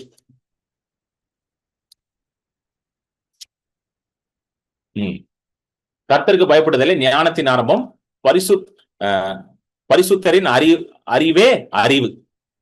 பரிசுத்தரின் அறிவே அறிவு. பரிசுத்தரின் அறிவுனா knowledge about God, the knowledge of the holy one. அப்படின்னா யாரு? தேவனை குறித்த அறிவு. அதுவே அறிவான். ஹல்லேலூயா. பழைய ஏற்பாட்டுல வரும் ஓசியா புஸ்தகத்துல, என் ஜனங்கள் அறிவின்மையினால சங்காரமாகிறார்கள். My people perish for lack of knowledge. What knowledge? Knowledge about God is lacking. Where there is no knowledge of God, people perish. எங்க தேவனை குறித்த அறிவு இல்லையோ மக்கள் சங்காரமாறாங்க, அழிந்து போறார்கள். கரெக்டா இல்லையாங்க? தேவனை குறித்த அறிவு இருக்கிற இடத்துல மக்கள் எல்லாம் பிழைக்கிறாங்க. கரெக்டா இல்லையா? எத்தனை பேருக்கு புரியுது நான் சொல்றது? ஹல்லேலூயா. சோ கர்த்தருக்கு பயப்படுதல் வந்து ஞானத்தை கொடுக்குதான். அது மாதிரி பரிசுத்தரின் அறிவே அறிவு. Knowing God is understanding, it's knowledge. ஹல்லேலூயா. சோ கர்த்தரை அதிகமா அறிய வேண்டும், பிதாவையும் அவர் அனுப்பின ஒரே பேரான குமாரனையும் நான் அறிய வேண்டும் அப்படின்றது தான் உங்களுடைய நோக்கமாக இருக்க வேண்டும். Lord, I want to know you more. R T Kendall அப்படின்னு ஒரு பெரிய தேவ ஊழியர், நிறைய அற்புதமான புஸ்தகங்கள்லாம் எழுதியிருக்கிறார். ஆர்டி கெண்டல் ரொம்ப ரொம்ப முதிர்ச்சியான ஒரு, I think he'll be like 80+ இருப்பார் அவர். அவர் சொல்றாரு, அவர்கிட்ட வந்து இப்ப ஒரு பாஸ்டர் இன்டர்வியூ எடுக்கிறாரு. நீங்க என்ன சொல்ல விரும்புறீங்க இன்னைக்கு இருக்கிற வாலிபர்களுக்கு, இளம் ஊழியக்காரர்களுக்கு, இவர்களுக்கெல்லாம் நீங்க என்ன சொல்ல விரும்புறீங்க அப்படின்னு கேட்கிறாரு. அப்ப அவர் ரொம்ப அழகா சொல்றாரு. பெரிய ரொம்ப ரொம்ப வருஷம் ஊழியம் பண்ண ரொம்ப ஃபேமஸான ஒரு மனிதர். அவர் சொல்றாரு, 2 காரியம் தான் நான் சொல்ல விரும்புறேன். ஒண்ணு வந்து நீங்க இந்த அதிகமா வேதத்தை படிங்க, அதிகமா ஜெபம் பண்ணுங்க, அவ்வளவுதான். முடிச்சிட்டாரு. அதிகமா வேதத்தை படிங்க, அதிகமா ஜெபம் பண்ணுங்க, அவ்வளவுதான் அப்படின்ட்டாரு. நீங்க வந்து நிறைய நிறைய படிக்கலாம், நிறைய டிகிரி வாங்கலாம். அவர் வந்து இதுல சொல்ல தியாலஜியை பத்தி சொல்றாரு. தியாலஜில நிறைய பேர் பிஹெச்டி வாங்குறாங்க, நிறைய டிகிரி வாங்குறாங்க, அதெல்லாம் நல்லதுதான். ஏன்னா அவரே வந்து பிஹெச்டி எல்லாம் வாங்கியிருக்காரு தியாலஜில. அவரே வந்து டாக்டரேட் தான் தியாலஜில வாங்கியிருக்காரு. அதெல்லாம் வாங்கலாம், நல்லதுதான். ஆனா நல்லா கவனிங்க, அது எதுவுமே தப்பு இல்லைன்னு சொல்லல, அது தப்புன்னே சொல்ல, அதெல்லாம் நல்லதுதான், பண்ணுங்க. ஆனா வேதத்தை வாசிக்கிறதுலயும் ஜெபத்திலையும் இருக்கிற மாதிரி வேற எதுலையுமே வல்லமை கிடையாது. சோ அதிகமா வேதத்தை வாசிங்க, அதிகமா ஜெபம் பண்ணுங்க, அது உங்களை பெரிய ஆள் ஆக்கிரும்ட்டாரு. ஹல்லேலூயா. எத்தனை பேர் புரியுது? புரியுதுங்களா இல்லையாங்க? ஹல்லேலூயா. சோ பரிசுத்தரின் அறிவே அறிவு. The knowledge of the Holy One is understanding. கர்த்தரை அறியும் பொழுது நம்ம என்ன பண்றோம்? ரட்சிக்கப்படுகிறோம். When you know God, you are saved. Hallelujah. We need all these things. இது எல்லாமே நமக்கு தேவைப்படுகிறதுல, இது எல்லாமே தேவைப்படுது. இன்னைக்கு வந்து யோசிச்சு பாருங்களேன். இன்னைக்கு வந்து நீங்க வந்து you want to become airline pilot. நல்லா கவனிங்க. ஒரு எக்ஸாம்பிள் சொல்றோம் உங்களுக்கு. ஒரு ஏர்லைன் பைலட் ஆகணும்னு நீங்க நினைக்கிறீங்க, சரிங்களா? வெறும் பைபிள் மட்டும் படிச்சா ஏர்லைன் பைலட் ஆயிட முடியாது. எத்தனை பேருக்கு புரியுது? அது புரியுதுங்களா இல்லையாங்க? வெறும் பைபிள் மட்டும் படிச்சா ஏர்லைன் பைலட் ஆக முடியுமா? ஆக முடியாது. அதுக்கான கோர்ஸ் படிக்கணும், கரெக்டா இல்லையா? பைலட்டுக்கான ட்ரைனிங் படிக்கணும், பைலட்டுக்கு ட்ரைனிங் படிக்கணும், அப்புறம் ஃபிளைட் ட்ரைனிங் போகணும், அதுக்கப்புறம் கமர்ஷியல் லைசன்ஸ் வாங்கணும். அப்பதான் உங்களை ஏர்லைன் பைலட் எடுப்பான், கரெக்டா? இதெல்லாம் இருந்தாதான் இதுக்குள்ள போக முடியும். எனக்கு எத்தனை பேர் புரியுதுங்க? How many of you able to understand what I'm trying to say? So நீங்க இதெல்லாம் நீங்க வந்து உலகத்துல இதெல்லாம் நீங்க வந்து தெரிஞ்சு கொண்டாதான் இதுக்கு ஒரு என்ட்ரி கிடைக்குது நமக்கு, கரெக்டா? ஆனா how to be an airline pilot completely, அதாவது எப்படி சொல்றது, ஒரு ஒரு வித்தியாசமான ஒரு ஏர்லைன் பைலட்டா இருக்கணும் நான் வந்து அப்படி நீங்க நினைக்கிறீங்க. நீங்க என்ன சொல்றீங்கன்னா, நான் ஏர்லைன் பைலட்டா இருக்கணும், ஆனா ஒரு வித்தியாசமா இருக்கணும், ஒரு அப்பாற்பட்ட ஞானம் எனக்கு இருக்கணும்.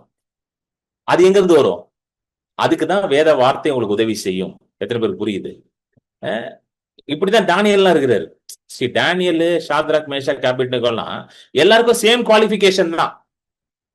டானியலுக்கு, ஷாத்ராக்கு, மேஷாக்கு, ஆபேத்நேகோ, அப்புறம் அங்க நிறைய பேர் இருக்கிறானுங்கல்ல, பாபிலோன்லயும் நிறைய பேர் இருக்கிறானுங்க, ஞானவான்கள்லாம் இருக்கிறானுங்க, நல்லா படிச்சிருக்கிறானுங்க, நல்ல பெரிய மூலக்காரனுங்க எல்லாம் இருக்கானுங்க, எல்லாம் இருக்கிறானுங்க. இவனுங்களும் பெரிய மூலக்காரனுங்க தான். இவனுங்களுக்கும் எல்லாம் தெரியுது, அவனுக்கு எல்லாம் தெரியுது. ஆனா ஏன் டானியல் ஒரு ஸ்டெப் மேல இருக்கான்? என்னங்க, எத்தனை பேருக்கு புரியுது நான் சொல்றது? ஏன் டானியல் ஒரு ஸ்டெப் மேல இருக்கிறான்? புரியுதுங்களா இல்லையாங்க? இருக்கீங்களா எல்லாரும்? ஏன் ஒரு ஸ்டெப் மேல இருக்கானா, அவன் கர்த்தருக்கு பயப்படுற பயம் அவனுக்குள்ள இருந்துச்சு, அது அவனுக்கு ஞானத்தை கொண்டு வந்துச்சு. கர்த்தரை அறிந்திருந்தான். He knew his God. He had a knowledge about his God that made him to excel and stand above everyone. So உங்க ஆபீஸ்ல நிறைய பேர் இருக்காங்க, உங்களை மாதிரி நிறைய பேர் இருக்காங்க உங்க ஆபீஸ்ல. எல்லாம் suppose you working in an IT company, there are a lot of people like you. எல்லாம் ஒரே மாதிரி தான் இருக்கான். ஆனா உங்களை மட்டும் எப்படி டாப்புக்கு, நீங்க மட்டும் எப்படி மேல நிக்கிறது? இங்கதான் வருது, இங்கதான் கர்த்தருடைய ஞானம் வருது உள்ள. புரியுதுங்களா? How many of you able to understand this? Hallelujah. So கர்த்தருடைய ஞானம் உங்களுக்குள்ள இருக்கும்போது நீங்க எல்லாரும் ஒரே குவாலிஃபிகேஷன் தான். எல்லாரும் உங்க ஆபீஸ்ல எல்லாரும் இன்ஜினியர் தாங்க, எல்லாரும் இன்ஜினியர் தான். ஆனா நீங்க மட்டும் மேல இருப்பீங்க. உங்ககிட்ட மட்டும் ஒரு வேலை கொடுத்தா டக்குன்னு முடிப்பீங்க. மத்தவன யோசிப்பான், ஏய் நானும் இதான் படிச்சேன், நானும் இதே இன்ஜினியரிங் தான் படிச்சிருக்கேன், நானும் இதே ப்ரோக்ராமிங் தான் பண்றேன், ஆனா இவன் மட்டும் எப்படியா பண்றான்? உங்களுக்குள்ள கர்த்தருடைய ஞானம் வேலை செய்யுது. அதுதான் ஆர்த்தி கெண்டல் சொல்றாரு, எப்பா நீ நிறைய படிக்கிறதெல்லாம் நல்லதுதான், ஆனா எது ரொம்ப அவசியமா இருக்கிறது? வேத வாசிப்பும் ஜெபமும். இதுக்கு நிறைய டைம் கொடு, அப்ப நீ எல்லாத்துக்கும் மேல இருப்பன்ட்டார். எத்தனை பேர் புரியுதுங்க? இதுதான் சொல்ல வர. ஹல்லேலூயா. சோ ஆதி திருச்சபையில இந்த காரியம் இருந்துச்சு. கர்த்தருக்கு பயப்படுற பயம் இருந்துச்சு. அது அவர்களுக்கு ஞானத்தை பிறப்பித்துச்சு. அது ஞானத்தை கொண்டு வந்துச்சு. ஹல்லேலூயா. எங்க தேவன் ஞானம் இருக்குதோ அங்க தேவனுடைய வல்லமையும் வெளிப்படும். Where the wisdom of God is, the power of God also will manifest. ஆமென். இயேசு கிறிஸ்து வந்து தேவ ஞானத்துல இருந்தார். ஒரு இடத்துல வந்து இயேசுவை பார்த்து ஆச்சரியப்படுறாங்க. எப்படிப்பட்ட ஞானம் இவருக்குள்ள இருக்கிறது, இவர் மூலமாக வல்லமைகளும் அற்புதங்களும் நடக்குதுன்னு சொல்லி ஆச்சரியப்படுறாங்களாம். What manner of wisdom he has, that these signs and miracles are happening through him அப்படின்வாங்க ஒரு இடத்துல. அப்பனா எப்படிப்பட்ட மனுஷன் இவரு, எப்படி தேவ ஞானம் இவருக்குள்ள இருக்குது, ஒரு வித்தியாசமான ஞானம் இவருக்குள்ள இருக்கிறனால தான் இப்படிப்பட்ட அற்புதங்கள்லாம் நடக்குது. ஏன்னா இஸ்ரவேல்ல இப்படிப்பட்ட அற்புதங்களை யாருமே பார்க்கல.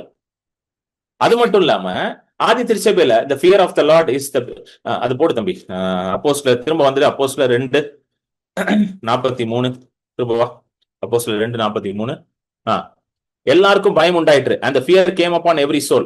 இது இன்னொரு இடத்துல என்ன சொல்றாங்கன்னா ஒரு டிரான்ஸ்லேஷன்ல இது ஃபியர், அது ஆவ் அப்படின்னா தேவனை குறித்த ஒரு ஆச்சரியம், தேவன் எவ்வளவு பெரியவர் என்ற ஒரு ஆச்சரியம் அவர்களுக்குள்ள இருந்துச்சான். the awe of God அப்படின்னுவாங்க. the awe of God, இது எப்படி சொல்லணும்னு புரியல.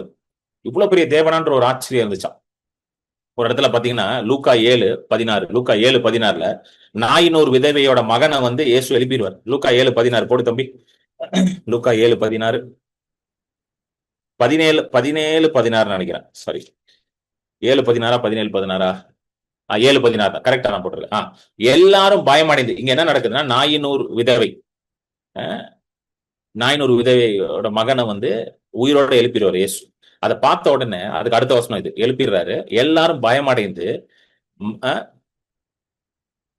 மகா தீர்க்கதரிசியானவர் நமக்குள்ளே தோன்றி இருக்கிறார் என்றும் தேவன் தமது ஜனங்களை சந்திக்கிறார் என்னும் சொல்லி தேவனை மகிமைப்படுத்தினார்கள். அந்த fear came upon all and they glorified God. அதாவது இது என்ன ஃபியர்னா, அது எப்படி சொல்றது, அதான் சொல்றாரு, ஒரு தேவன் மேல மரியாதை, கணம் எல்லாம் கலந்த ஒரு ரெவரன்ஷியல் ஃபியர் அண்ட் ஆவ்னா வாவ், இப்படிப்பட்ட தேவன் நம்ம மத்தியில் இருக்கிறான்ற ஒரு பயம். இது எப்படி சொல்றதே தெரியல எனக்கு, இதெல்லாம் எக்ஸ்பிளைனே பண்ண முடியல. உங்க வாழ்க்கையில் ஒரு அற்புதம் நடக்கும்போது உங்களுக்கு தோணுது, அப்பா இப்படிப்பட்ட தேவன் எனக்குள்ள இருக்கிறாரா, வா இப்படிப்பட்டது. எனக்கெல்லாம் வந்து இந்த ஹீலிங் மினிஸ்ட்ரியில இருக்கும்போது இதெல்லாம் நிறைய ஃபீல் பண்ணுவேன், நான் எக்ஸ்பீரியன்ஸ் பண்ணுவேன். யாரா ஃபோன் பண்ணி பிரதர் நீங்க ப்ரேயர் பண்ணீங்க சுகமாயிடுச்சு சொன்னா அப்படி ஒரு பயம், அப்படி ஒரு ஆவ் வரும் எனக்கு. ஒரு வா இப்படிப்பட்ட தேவன், வா இப்படிப்பட்ட தேவன். சில நேரம் நான் சில காரியங்களுக்கு ஜெபம் பண்ணி எனக்கு நடக்கும் பொழுது, வா இப்படிப்பட்ட தேவன் இருக்கிறாரா, வா இப்படியும் செய்வாரா தேவன். புரியுதுங்களா உங்களுக்கு? எத்தனை பேருக்கு புரியுது நான் சொல்றது? இதுதான் இங்க எழுதி இருக்குது. எங்க அப்போஸ்தலர் 2:43 திரும்ப போடு தம்பி. எல்லாருக்கும் பயம் உண்டாயிற்று, அப்போஸ்தலர்களாலே அநேக அற்புதங்களும், அப்போஸ்தலர் 2:43 அநேக அற்புதங்களும் அடையாளங்களும் செய்யப்பட்டது. நான் உங்களை ஆசீர்வதிக்கிறேன். உங்க வாழ்க்கையில இப்படிப்பட்ட வாவ் மூமெண்ட்ஸ் நடக்கணும்னு அவங்களை ஆசீர்வதிக்கிறேன். எத்தனை பேருக்கு இது வேணும்? தேவன் இவ்வளவு நல்லவரா, வாவ் அப்படின்னு நான் ஃபீல் பண்ணுறது எத்தனை பேருக்கு வேணும்? இப்படி நடக்கணும்னு உங்க எல்லாரையும் நான் ஆசீர்வதிக்கிறேன். இங்க இருக்கிற ஒவ்வொருத்தரையும் ஆசீர்வதிக்கிறேன். உங்க குடும்பங்களை ஆசீர்வதிக்கிறேன். உங்க வாழ்க்கையில இப்படிப்பட்ட அசாதாரணமான காரியங்கள் நடக்கணும்னு உங்களை நான் ஆசீர்வதிக்கிறேன். அற்புதங்கள் அடையாளம் நடக்கணும்னு உங்களை ஆசீர்வதிக்கிறேன். ஹல்லேலூயா. அது நடக்கும் பொழுது உங்களுக்குள்ள வா, என் ஆண்டவர் இவ்வளவு பெரியவரா, நான் நினைச்சு பார்க்காத அளவுக்கு, நான் கிரகிக்க முடியாத அளவுக்கு பெரியவரா அப்படின்றத நீங்க வந்து உங்க இதயத்துல உணர்வீங்க என்று நான் உங்கள் ஒவ்வொருத்தரையும் ஆசீர்வதிக்கிறேன். யூடியூப்ல பாக்குறவங்க, ஜூம்ல பாக்குறவங்க எல்லாரையும், உங்க குடும்பங்கள், உங்கள் உறவினர்கள், உங்க நண்பர்கள் எல்லாரையும் நான் ஆசீர்வதிக்கிறேன். ஹல்லேலூயா. ஆமென். சோ இப்படி இருந்தாங்களாம். இருந்துட்டு அடுத்தது பாருங்க 44. விசுவாசிகள் எல்லாரும் ஒருமித்தும் சகலத்தையும் பொதுவாய் வைத்து அனுபவித்தார்கள். 44 எல்லாரும் எப்படி இருக்காங்களா, எல்லாம் ஒன்னா இருக்கிறாங்க. அந்த டுகெதர்னஸ் ஒன்னா இருந்து சகலத்தையும் பொதுவாய் வைத்து அனுபவித்தாரு. அதாவது அவங்களுக்குள்ள வந்து தேவனே இவ்வளவு பெரியவர், அதாவது இது ஏன் இப்படி நடக்குது, ஹவு திஸ் இஸ் பாசிபிள். இந்த ஒரு 2 வசனம் வாசிக்கும் போது எனக்கே கொஞ்சம் ஆச்சரியமா இருந்துச்சு, எப்படி ஆண்டவரே இது நடக்கும். அடுத்த வசனம் போடு தம்பி, அடுத்த வசனம் போடு. 45. காணியாட்சிகளையும் ஆஸ்திகளையும் விற்று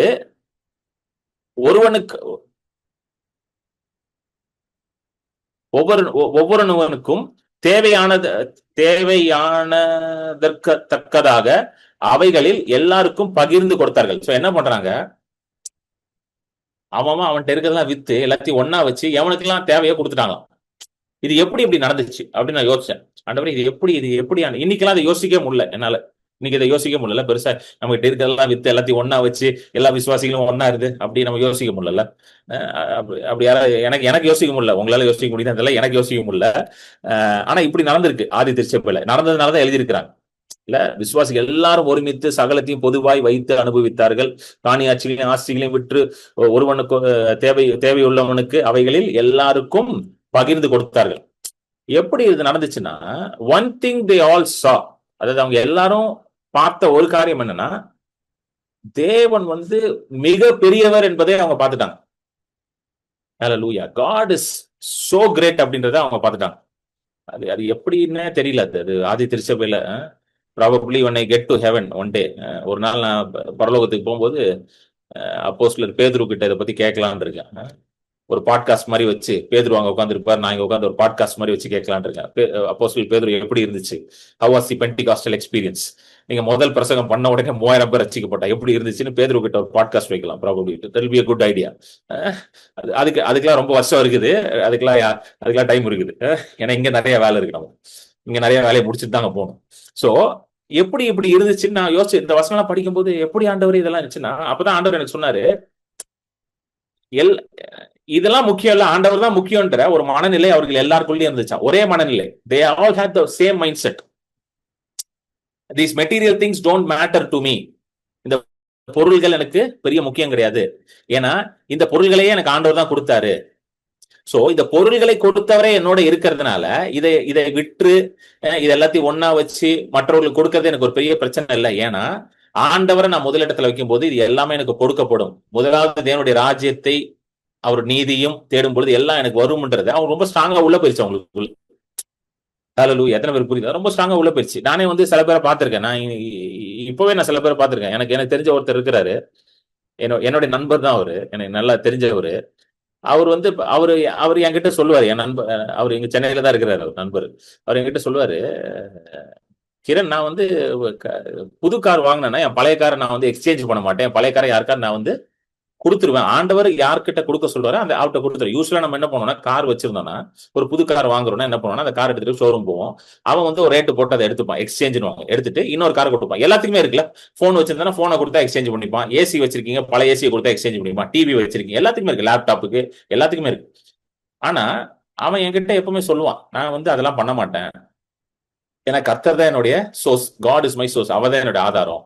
சோ நான் புது கார் வாங்கணும்னு முடிவு பண்ணிட்டேன் அப்படின்னா பழைய காரை நான் ஜெபம் பண்ணுவேன். ஜெபம் பண்ணி ஆண்டவர் எனக்கு யாரை காட்டுவாரோ அவர்கிட்ட போய் நான் கொடுத்துருவேன்ட்டு. எனக்கே ரொம்ப ஆச்சரியமா இருக்கும், எப்படி இப்படி ஒரு விசுவாசத்துல இருக்கிறாருன்ட்டு. ஃபர்ஸ்ட் நான் என்ன நினைச்சேன்னா, சரி சும்மா சொல்றாரு போல, ஏதோ ஒரு ஆர்வ கோலத்துல சொல்றாரு போல.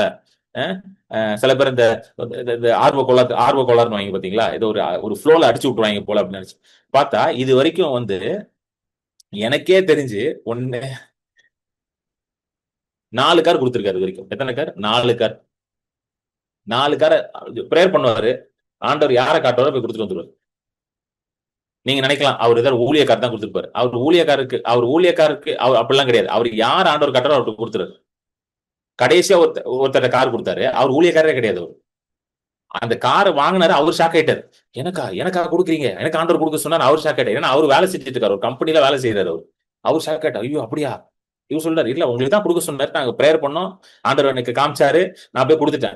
ஏன்னா நம்ம நினைக்கிறோம் ஊழியக்காரங்களுக்கு மட்டும் தான் ஆண்டவர் இப்படி கொடுப்பாரு. கிடையவே கிடையாது. இதைதான் நீங்க புரிஞ்சுக்கணும். என்கிட்ட சொல்லியிருக்காங்க, பிரதர் ஊழியக்காரங்களுக்கு தான் பிரதர் இந்த மாதிரி அற்புதங்கள் எல்லாம் நடக்குது, சடனே யாராவது ஏதாவது கொடுப்பாங்க. கிடையாது, நல்லா தெரிஞ்சுக்கோங்க, கிடையாது. அவரோட பிள்ளைகளுக்கு இந்த மாதிரி அற்புதம் நடக்கும். எத்தனை பேர் ஆண்டவர் பிள்ளைங்க இங்க கை தூக்குங்க பார்க்கலாம். எத்தனை பேர் சொல்லுவீங்க, நான் அவருடைய பிள்ளை, நான் அவருடைய செல்ல பிள்ளை, I am his beloved son, I am his beloved daughter, அவருடைய நேசகுமாரன், அவர் நேச. எத்தனை பேர் இருக்கீங்க? உங்களுக்கு தான் இப்படி நடக்கும். ஆனா நமக்கு என்ன சொல்லி கொடுத்துட்டாங்க தெரியுமா? ஊழியக்காரனுக்கு தான் இப்படி நடக்கும்ட்டாங்க. கிடையாது. என் வாழ்க்கையில பார்த்ததை நான் பேசிக்கிட்டு இருக்கேன். நான் இங்க இது எதுவுமே கட்டுக்கதைகள் கிடையாது, என் கண்ணால பாக்குறத நான் சொல்லிக்கிட்டு இருக்கேன் எல்லாத்தையும். ஹல்லேலூயா. ஊழியக்காரங்களுக்கு தான் யாரோ வருவாங்க, கதவு தட்டுவாங்க, கொடுத்துட்டு போவாங்க.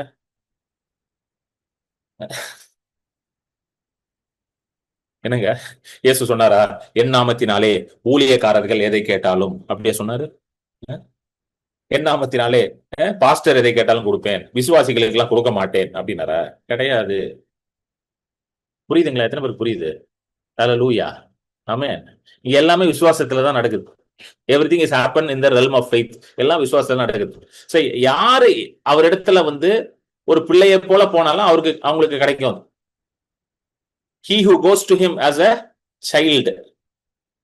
இயேசு சொல்றாருல, சிறு பிள்ளையை போல நீங்க மாறுங்க, அவங்களுக்கு அப்படிப்பட்டவர்களுக்கு தான் தேவனுடைய ராஜ்யம் சொந்தமா இருக்கிறதுன்றார்.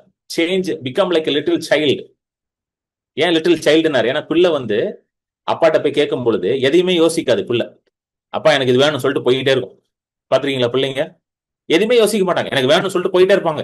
நம்ம தான் கொஞ்சம் யோசிப்போம், ஐயோ இதை எப்படி வாங்குறது, இதுக்கு இவ்வளவு செலவாகுமே அவ்வளவு ஆகுமே, நம்ம தான் யோசிப்போம். ஆனா பிள்ளைங்க யோசிக்க மாட்டாங்க, அவங்களுக்கு வேணும்னா வேணும் சொல்லிட்டு போயிட்டே இருப்பாங்க.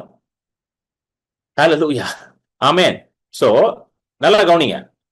சோ எல்லாவற்றையும் விட்டு அவங்க என்ன எல்லாத்தையும் ஒன்னா வச்சு எல்லாம் ஒன்னா வாழ்ந்தாங்களா? ஏனென்றால் தேவன் தான் அவருடைய ஆதாரம். தேவன் எல்லாவற்றுக்கும் மேலாக தேவன் இருக்கிறார். God is greater than everything என்றது அவங்களுக்கு புரிஞ்சிருச்சு. அதனாலதான் அவங்களால இப்படி ஒரு உதார்த்தமான, அதாவது ஜெனரஸ் லைஃப் வாழ முடிஞ்சு. அடுத்தது 46 முடிச்சிடும், அந்த சாப்டரை முடிச்சிடணும் இன்னைக்கு. 46 அவர்கள் ஒருமனப்பட்டவர்களாய் தேவாலயத்தில் அனுதினமும் தரித்திருந்து வீடுகள் தோறும் அப்பம் பிட்டு மகிழ்ச்சியோடும் கபடம் இல்லாத இருதயத்தோடும் போஜனம் பண்ணி. பாத்தீங்களா, வீடுதோறும் அப்பம் பிட்டு, ரொம்ப முக்கியம். வீடுதோறும் அப்பம் பிட்டு இது நீங்க தினமும் உங்க வீட்டுல பண்ணுங்க. ஒவ்வொரு நாளும் நீங்க வந்து சாப்பிடும் பொழுது, காலையில மதியத்துல மாலையில நீங்க சாப்பிடும் பொழுது அந்த உணவை எடுத்து அதை ஆசீர்வதித்து உங்களுடைய சரீரமாக உங்களுடைய ரத்தமாக நான் இதை நான் வந்து பானம் பண்ண இதை நான் புசிக்கிறேன் பானம் பண்ணுகிறேன்னு சொல்லி நீங்க பண்ணுங்க. அப்புறம் பாருங்க உங்க வாழ்க்கை எப்படி இருக்குன்னு பாருங்க.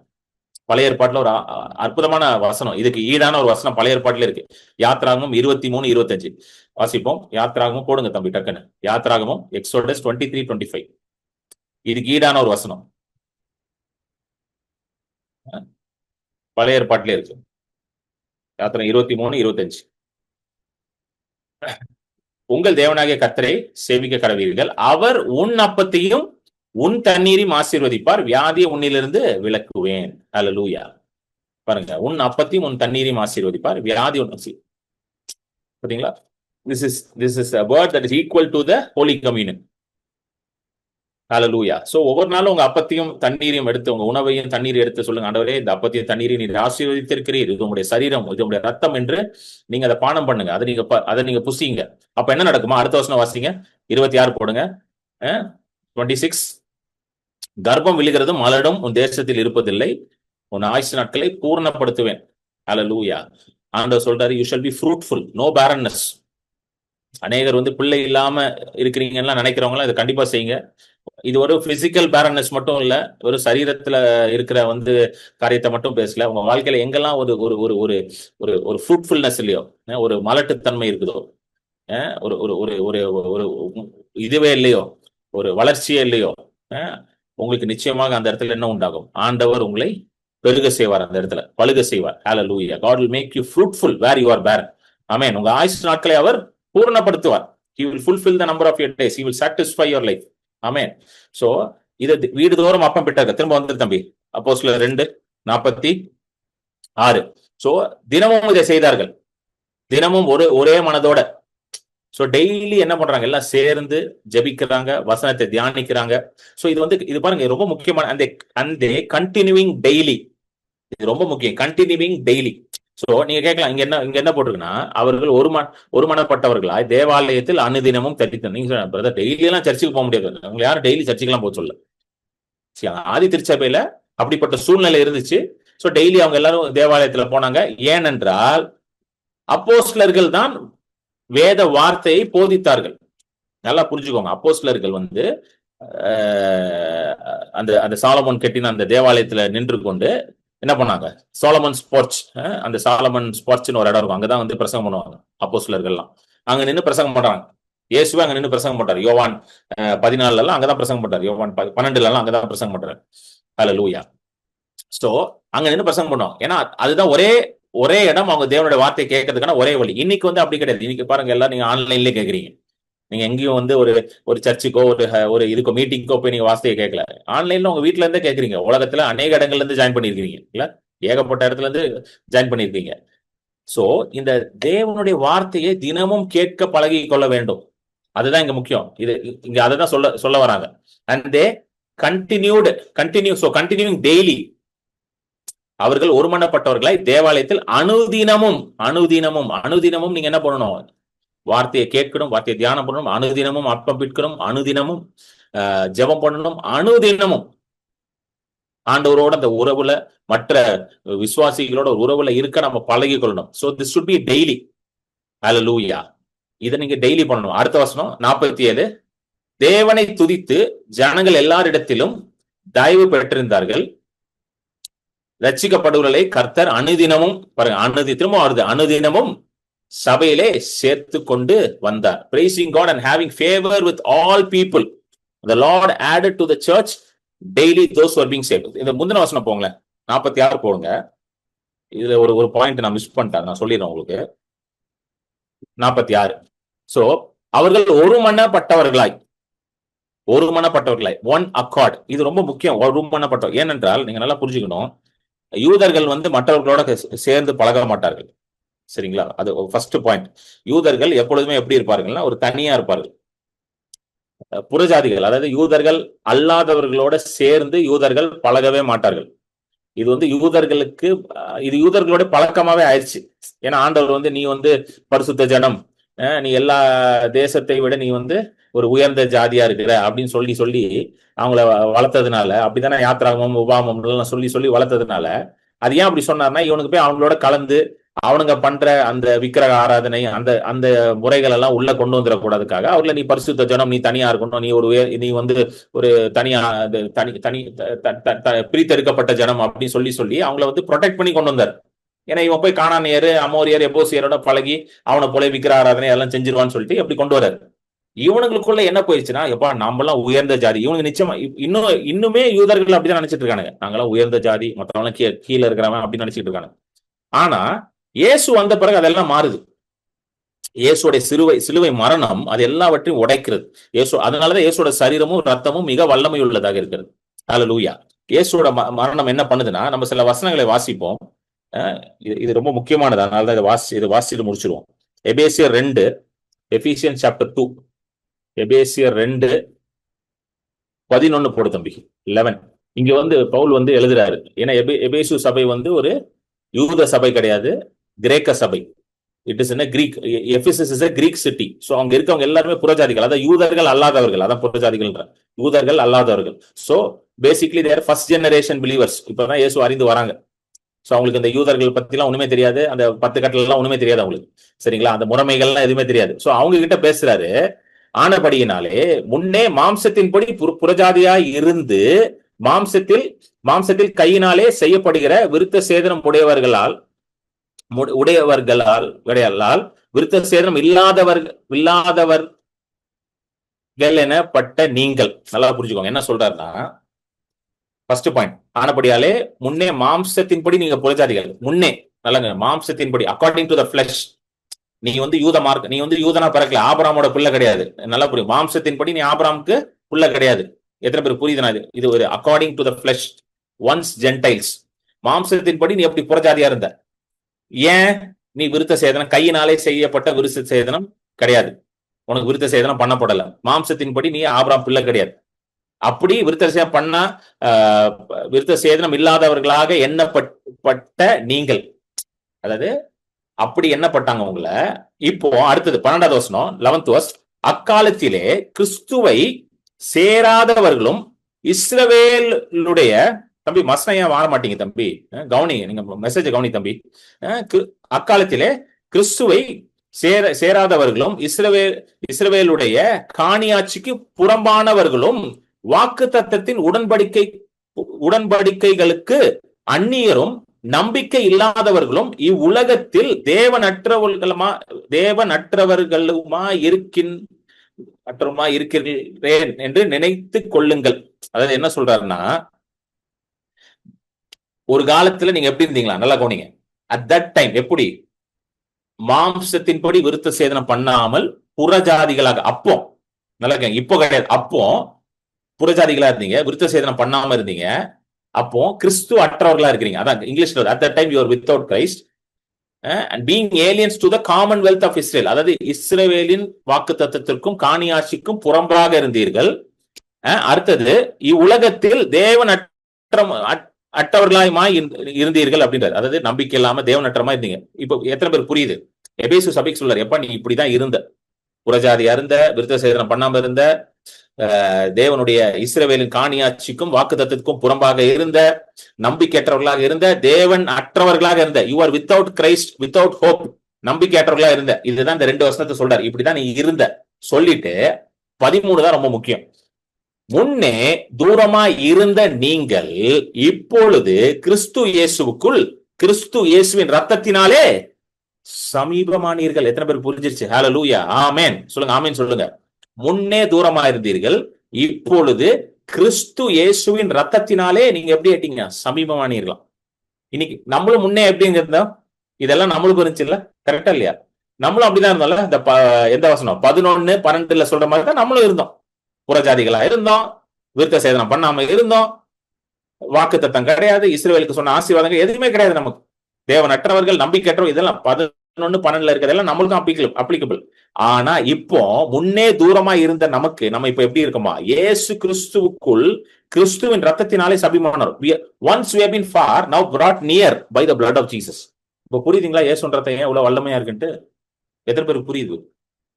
Why it is very powerful? Because it has brought you near. Hallelujah, amen. So இந்த வெளிப்பாடு அவர்களுக்கு இருந்துச்சு. அதனாலதான் எல்லாம் ஒரே மனதோட இருக்கிறாங்க. எந்த ஒரு இதுவும் கிடையாது, ஒரே மனது. ஆமென். அடுத்த வசனத்தை வாசிப்போம், இன்னும் 2-3 வசனத்தை வாசிப்போம். சோ இயேசுவின் ரத்தம் என்ன பண்ணிருக்கு? நம்மளை ஒன்னாக்கிருச்சு. அடுத்தது எப்படி எனில், நல்ல கவனிங்க, இயேசுவோட சரீரம் எப்படி வேலை பார்க்கலாம் பாருங்க. எப்படி எனில், அவரே நம்முடைய சமாதான காரணராகி இருந்திரத்தாரையும் 2 பாட்டி, இருந்திரத்தாரையும் ஒன்றாக்கி பகையாக நின்ற பிரிவினை ஆக்கிய நடுச்சுவரை தகர்த்து. 11th 12th தமிழ் நான் ஒழுங்கா படிக்கல. தமிழ்ல ஜஸ்ட் பாஸ்னா, சரிங்களா? அதனால என் தமிழ் கொஞ்சம் மெல்லதான் வரும். Please excuse me. ஓகே. இருந்திரத்தாரையும் ஒன்றா, இங்கிலீஷ்ல தான் நிறைய மார்க் எடுத்தேன், அதனால இங்கிலீஷ் நல்லா வருது. என்ன பண்றது? படிக்கிற பைபிளும் இங்கிலீஷ், கேட்கிற மெசேஜும் இங்கிலீஷ், எல்லாமே இங்கிலீஷ்ல கேட்டு பிரசங்கத்தை மட்டும் தமிழ்ல பண்ணிட்டு இருக்கேன். அப்ப எவ்வளவு கிருபை ஆண்டவர் எனக்கு கொடுத்திருக்காரு பாத்தீங்களா? இதுலயே புரியுதா உங்களுக்கு ஆண்டவர் எவ்வளவு நல்லவர்ன்ட்டு? எல்லாமே இங்கிலீஷ்ல படிச்சு தமிழ்ல பிரசங்கம் பண்ணிக்கிட்டு இருக்கு. கர்த்தர் நல்லவர், கிருபை உள்ளவர், நல்ல எப்படிப்பட்ட மனுஷனை எடுத்து ஊழியம் செய்ய வைப்பார். அந்த மாதிரி கர்த்தர் நல்லவரா இருக்கிறார். ஆமென். சோ நல்லா கவனிங்க. சோ இங்க என்ன சொல்றாருன்னா, பவுல் என்ன சொல்றாருன்னா, இருந்துட்டாருன்னா 2 பார்ட்டி, யூதர்கள், புறஜாதிகள், இவங்க 2 பேரும் ஒன்னாக்கிட்டாராம். அது எப்படி ஆக்குனாருன்னா, நல்லா அதை போட்டிருக்கு பாருங்க. அந்த மிடில் வால் ஆஃப் செப்பரேஷன், நடு சுவர் ஒண்ணு இருந்துச்சான். யூதர்களுக்கும் புறஜாதிகளுக்கும் நடுல ஒரு நடுச்சுவர் இருந்துச்சான். அதை தகர்த்து ஆக்குனாரு. அது என்ன நடுச்சுவர்? அடுத்த வசனம் போடுங்க, 15வது வசனம். சட்ட திட்டங்களாகிய நியாய பிரமாணத்தை தம்முடைய மாம்சத்தினாலே ஒழித்து. அந்த நடு சுவர் என்ன தெரியுமா? யூதர்களுக்கும் புறஜாதிகளுக்கும் நடுவுல இந்த சோறு என்னன்னா நியாய பிரமாணம், சட்ட திட்டங்கள், என்னது 10 commandments. ஏன்னா யூதர்கள் எப்படி இருந்தாங்கன்னா, நாங்க தேவனுடைய பிள்ளைகள், எங்களுக்கு தான் நியாய பிரமாணம் கொடுக்கப்பட்டுச்சு, உனக்கு ஒண்ணுமே கொடுக்கப்படல. அதனால யூதர்கள் கானானியரை நாய் மாதிரி தான் பார்ப்பானுங்க. மத்தேயு 17 ஒரு ஸ்திரீ வரும்ல, ஆண்டவரே நாய்க்குட்டிக்கு நான் கொடுக்க முடியாதுன்னு சொல்லுவார் இயேசு. நான் நிறைய வாட்டி பிரசங்கம் பண்ணியிருக்கேன். அதை எடுத்து, நாய்க்குட்டிக்கு என்ன பிள்ளைகள் அப்பத்தை கொடுக்க முடியும் ஒன்னு அந்த அம்மா சொல்லும். ஆனா நாய்க்கு கொடுக்க முடியாதுன்னா ஒன்னு அந்த அம்மா சொல்லும், நாய்க்குட்டிகள் சாப்பிடலாம் ஆண்டவரேன்னு. ஏன் அங்க இயேசு அப்படி பேசினார்னா, கானானியர்கள் அப்படிதான் பார்ப்பாங்க யூதர்கள். ஹல்லேலூயா, நாயின்னு தான் சொல்லுவாங்க, லிட்டரலா நாயின்னு வாங்க. ஒரு மாதிரி ஒரு ஏளனமா பாக்குறது, நீ எல்லாம் ஏன்டா வாழ்றன்ற மாதிரி பார்ப்பானுங்க. நாங்களாம் ஆண்டவரோட பிள்ளை, எங்களுக்கு என்ன கொடுக்கப்பட்டிருக்கு? நியாய பிரமாணம் கொடுக்கப்பட்டிருக்கு அப்படின்ற ஒரு பெரிய பெருமை அவங்களுக்கு. அதுதான் அவங்களை பிரிச்சிச்சு, ஒரு செப்பரேஷன் மாதிரி இருந்துச்சு. அதை என்ன பண்ணாரு அவரு? சட்ட திட்டங்களாகிய நியாய பிரமாணத்தை தம்முடைய மாம்சத்தினாலே ஒழித்து. அதை எப்படி ஒழிச்சாலும் தம்முடைய மாம்சத்தினாலே. அதனால இயேசு கிறிஸ்து மரித்த பொழுது அந்த ஆலயத்துல இருந்த அந்த மகா பரிசுத்த ஸ்தலத்தையும் பிரிக்கிற அந்த பெரிய இது இருந்துச்சு, திரை இருந்துச்சு பாத்தீங்களா, அது மேல இருந்து கீழே வரைக்கும் கிழிஞ்சிடும். ஹல்லேலூயா. அந்த இதெல்லாம் பிரிச்சிருவாரு. ஏன்னா அவருடைய சரீரம் பிற்கப்படும் பொழுது அந்த அந்த அந்த அந்த பிரிவினை எல்லாம் ஒளிஞ்சிரும். என்னைக்கு இயேசுவோட சரீரம் பிற்கப்பட்டுச்சோ அப்ப மனிதர்களுக்குள்ள இந்த பிரிவினை எல்லாம் உடஞ்சிருச்சு. ஆனது இந்த ஜாதி பாக்குறது இதெல்லாம் ஒண்ணுமே இருக்கக்கூடாது. அதெல்லாம் வந்து ஆண்டவருக்கு பிடிக்காத காரியம். இந்த ஜாதி பாக்குறது, மதம் பாக்குறது, இவன் அவன், அவன் இவன், இவன் அவன், இந்த மாதிரிலாம் சில பேர் வருவாங்க என்கிட்ட வந்துட்டு, நீங்க எந்த ஆளுங்கன்னு ஓடி போயிரு அப்படின்றோம். இந்த ஜாதி பிசாசே இருக்கக்கூடாது. இந்த ஜாதி பாக்குறதெல்லாம் ஒண்ணுமே இருக்கக்கூடாது. அதெல்லாம் வந்து ஒளிஞ்சு போச்சு எல்லாம். ஹல்லேலூயா. ஆமென். சோ நல்லா கவனிங்க. அது எப்படி பண்ணாரு அவரு? தம்முடைய மாம்சத்தினாலே ஒழித்து இருக்கிற இரு தரத்தாரையும் திரும்ப இரு தரத்தார்னு யாரு? எந்த வசனம் தம்பி? 15 தான். இரு தரத்தாரையும் அப்படின்னா யாரு? யூதர்கள், புறஜாதி இரு தரத்தாரையும் தமக்குள்ளாக ஒரே புதிய மனுஷனாக சிருஷ்டித்து இப்படி சமாதானம் பண்ணி. இப்ப நம்ம ரெண்டு யாரையும் புறஜாதிகளையும் யூதர்களையும் ஒரே ஒன் நியூ மேன், ஒரே புதிய மனுஷன். இப்ப நம்ம எல்லாரும் நீங்கெல்லாம் யாரு? இப்போ ஒரே புதிய மனுஷன். You are one new man. சொல்லுங்க, நான் ஒரே புதிய மனுஷன். ஒரே புதிய மனுஷன். You are new man. Hallelujah. அது எப்படி உண்டாச்சு? கிறிஸ்து இயேசுவின் சரீரத்தினால உண்டாச்சு. Because of the breaking of his body, you are a new man today. Hallelujah. Amen. அடுத்த வசனம். பகையை சிலுவையினால் கொன்று அதனாலே இரு தரத்தாரையும் ஒரே சரீரமாக தேவனுக்கு ஒப்படவாக்கினார். திரும்ப இரு தரத்தார்னா புறஜாதிகள், யூதர்கள். அது எல்லாமே சிலுவையின் அவருடைய மாம்சத்தின் மூலமா தான் நடக்குது. ஹல்லேலூயா.